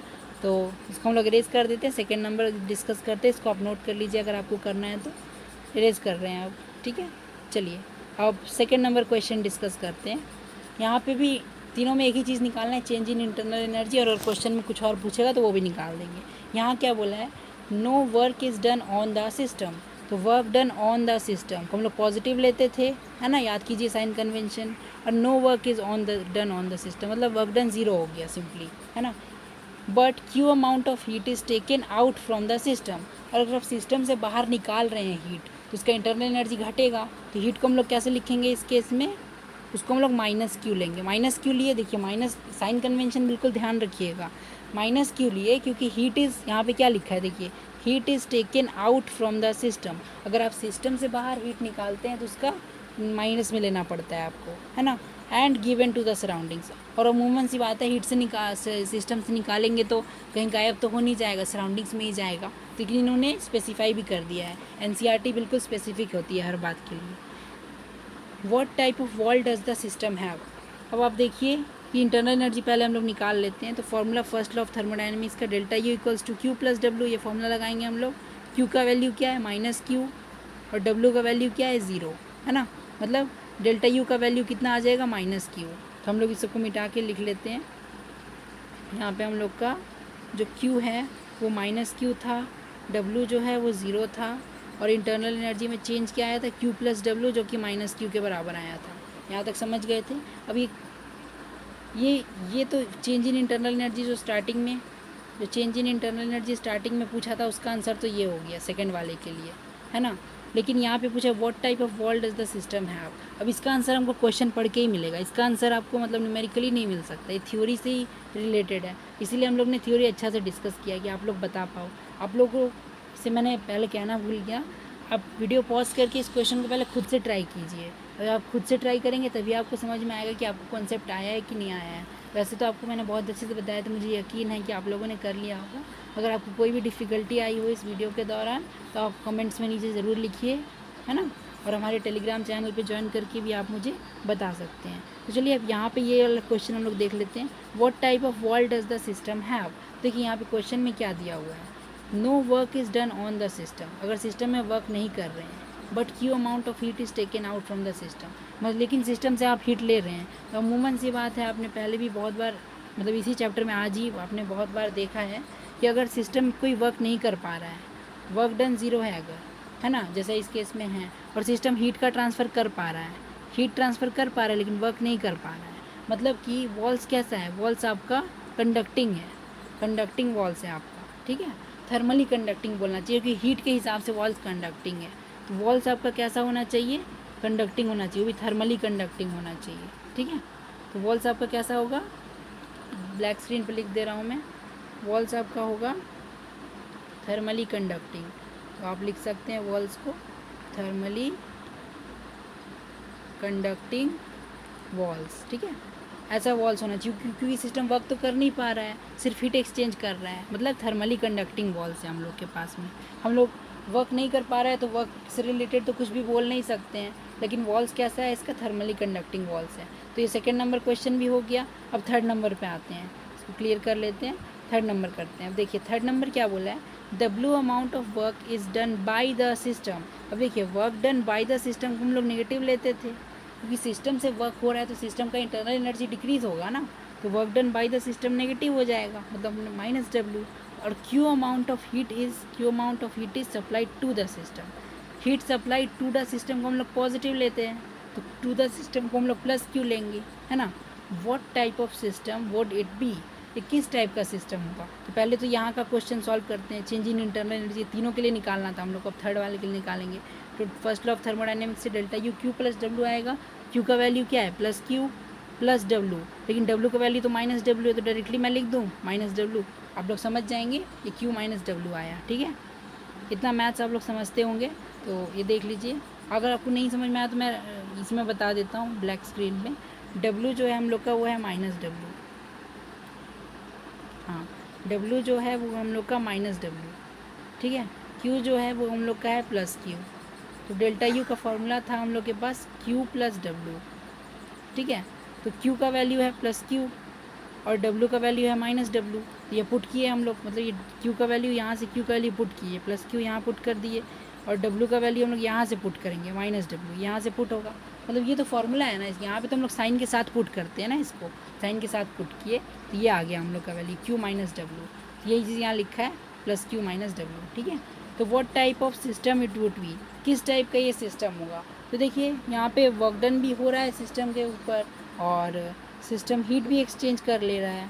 तो ये जो सिस्टम है आपका, ये सिस्टम आपका पहली बात तो कंडक्टिंग भी है इसका वॉल्स, और दूसरी बात मतलब एडियाबैटिक तो है ही नहीं, तो ये कंडक्टिंग है और ये इंसुलेटिंग भी नहीं है, इसमें वर्क भी हो रहा है और ये कंडक्टिंग भी, दोनों तरह का है। तो आइए इसका आंसर देख लेते हैं। आप सारा क्वेश्चन तो हम लोग ने कर ही लिया है। तो ये सिस्टम जो है आपका ये क्लोज्ड सिस्टम है।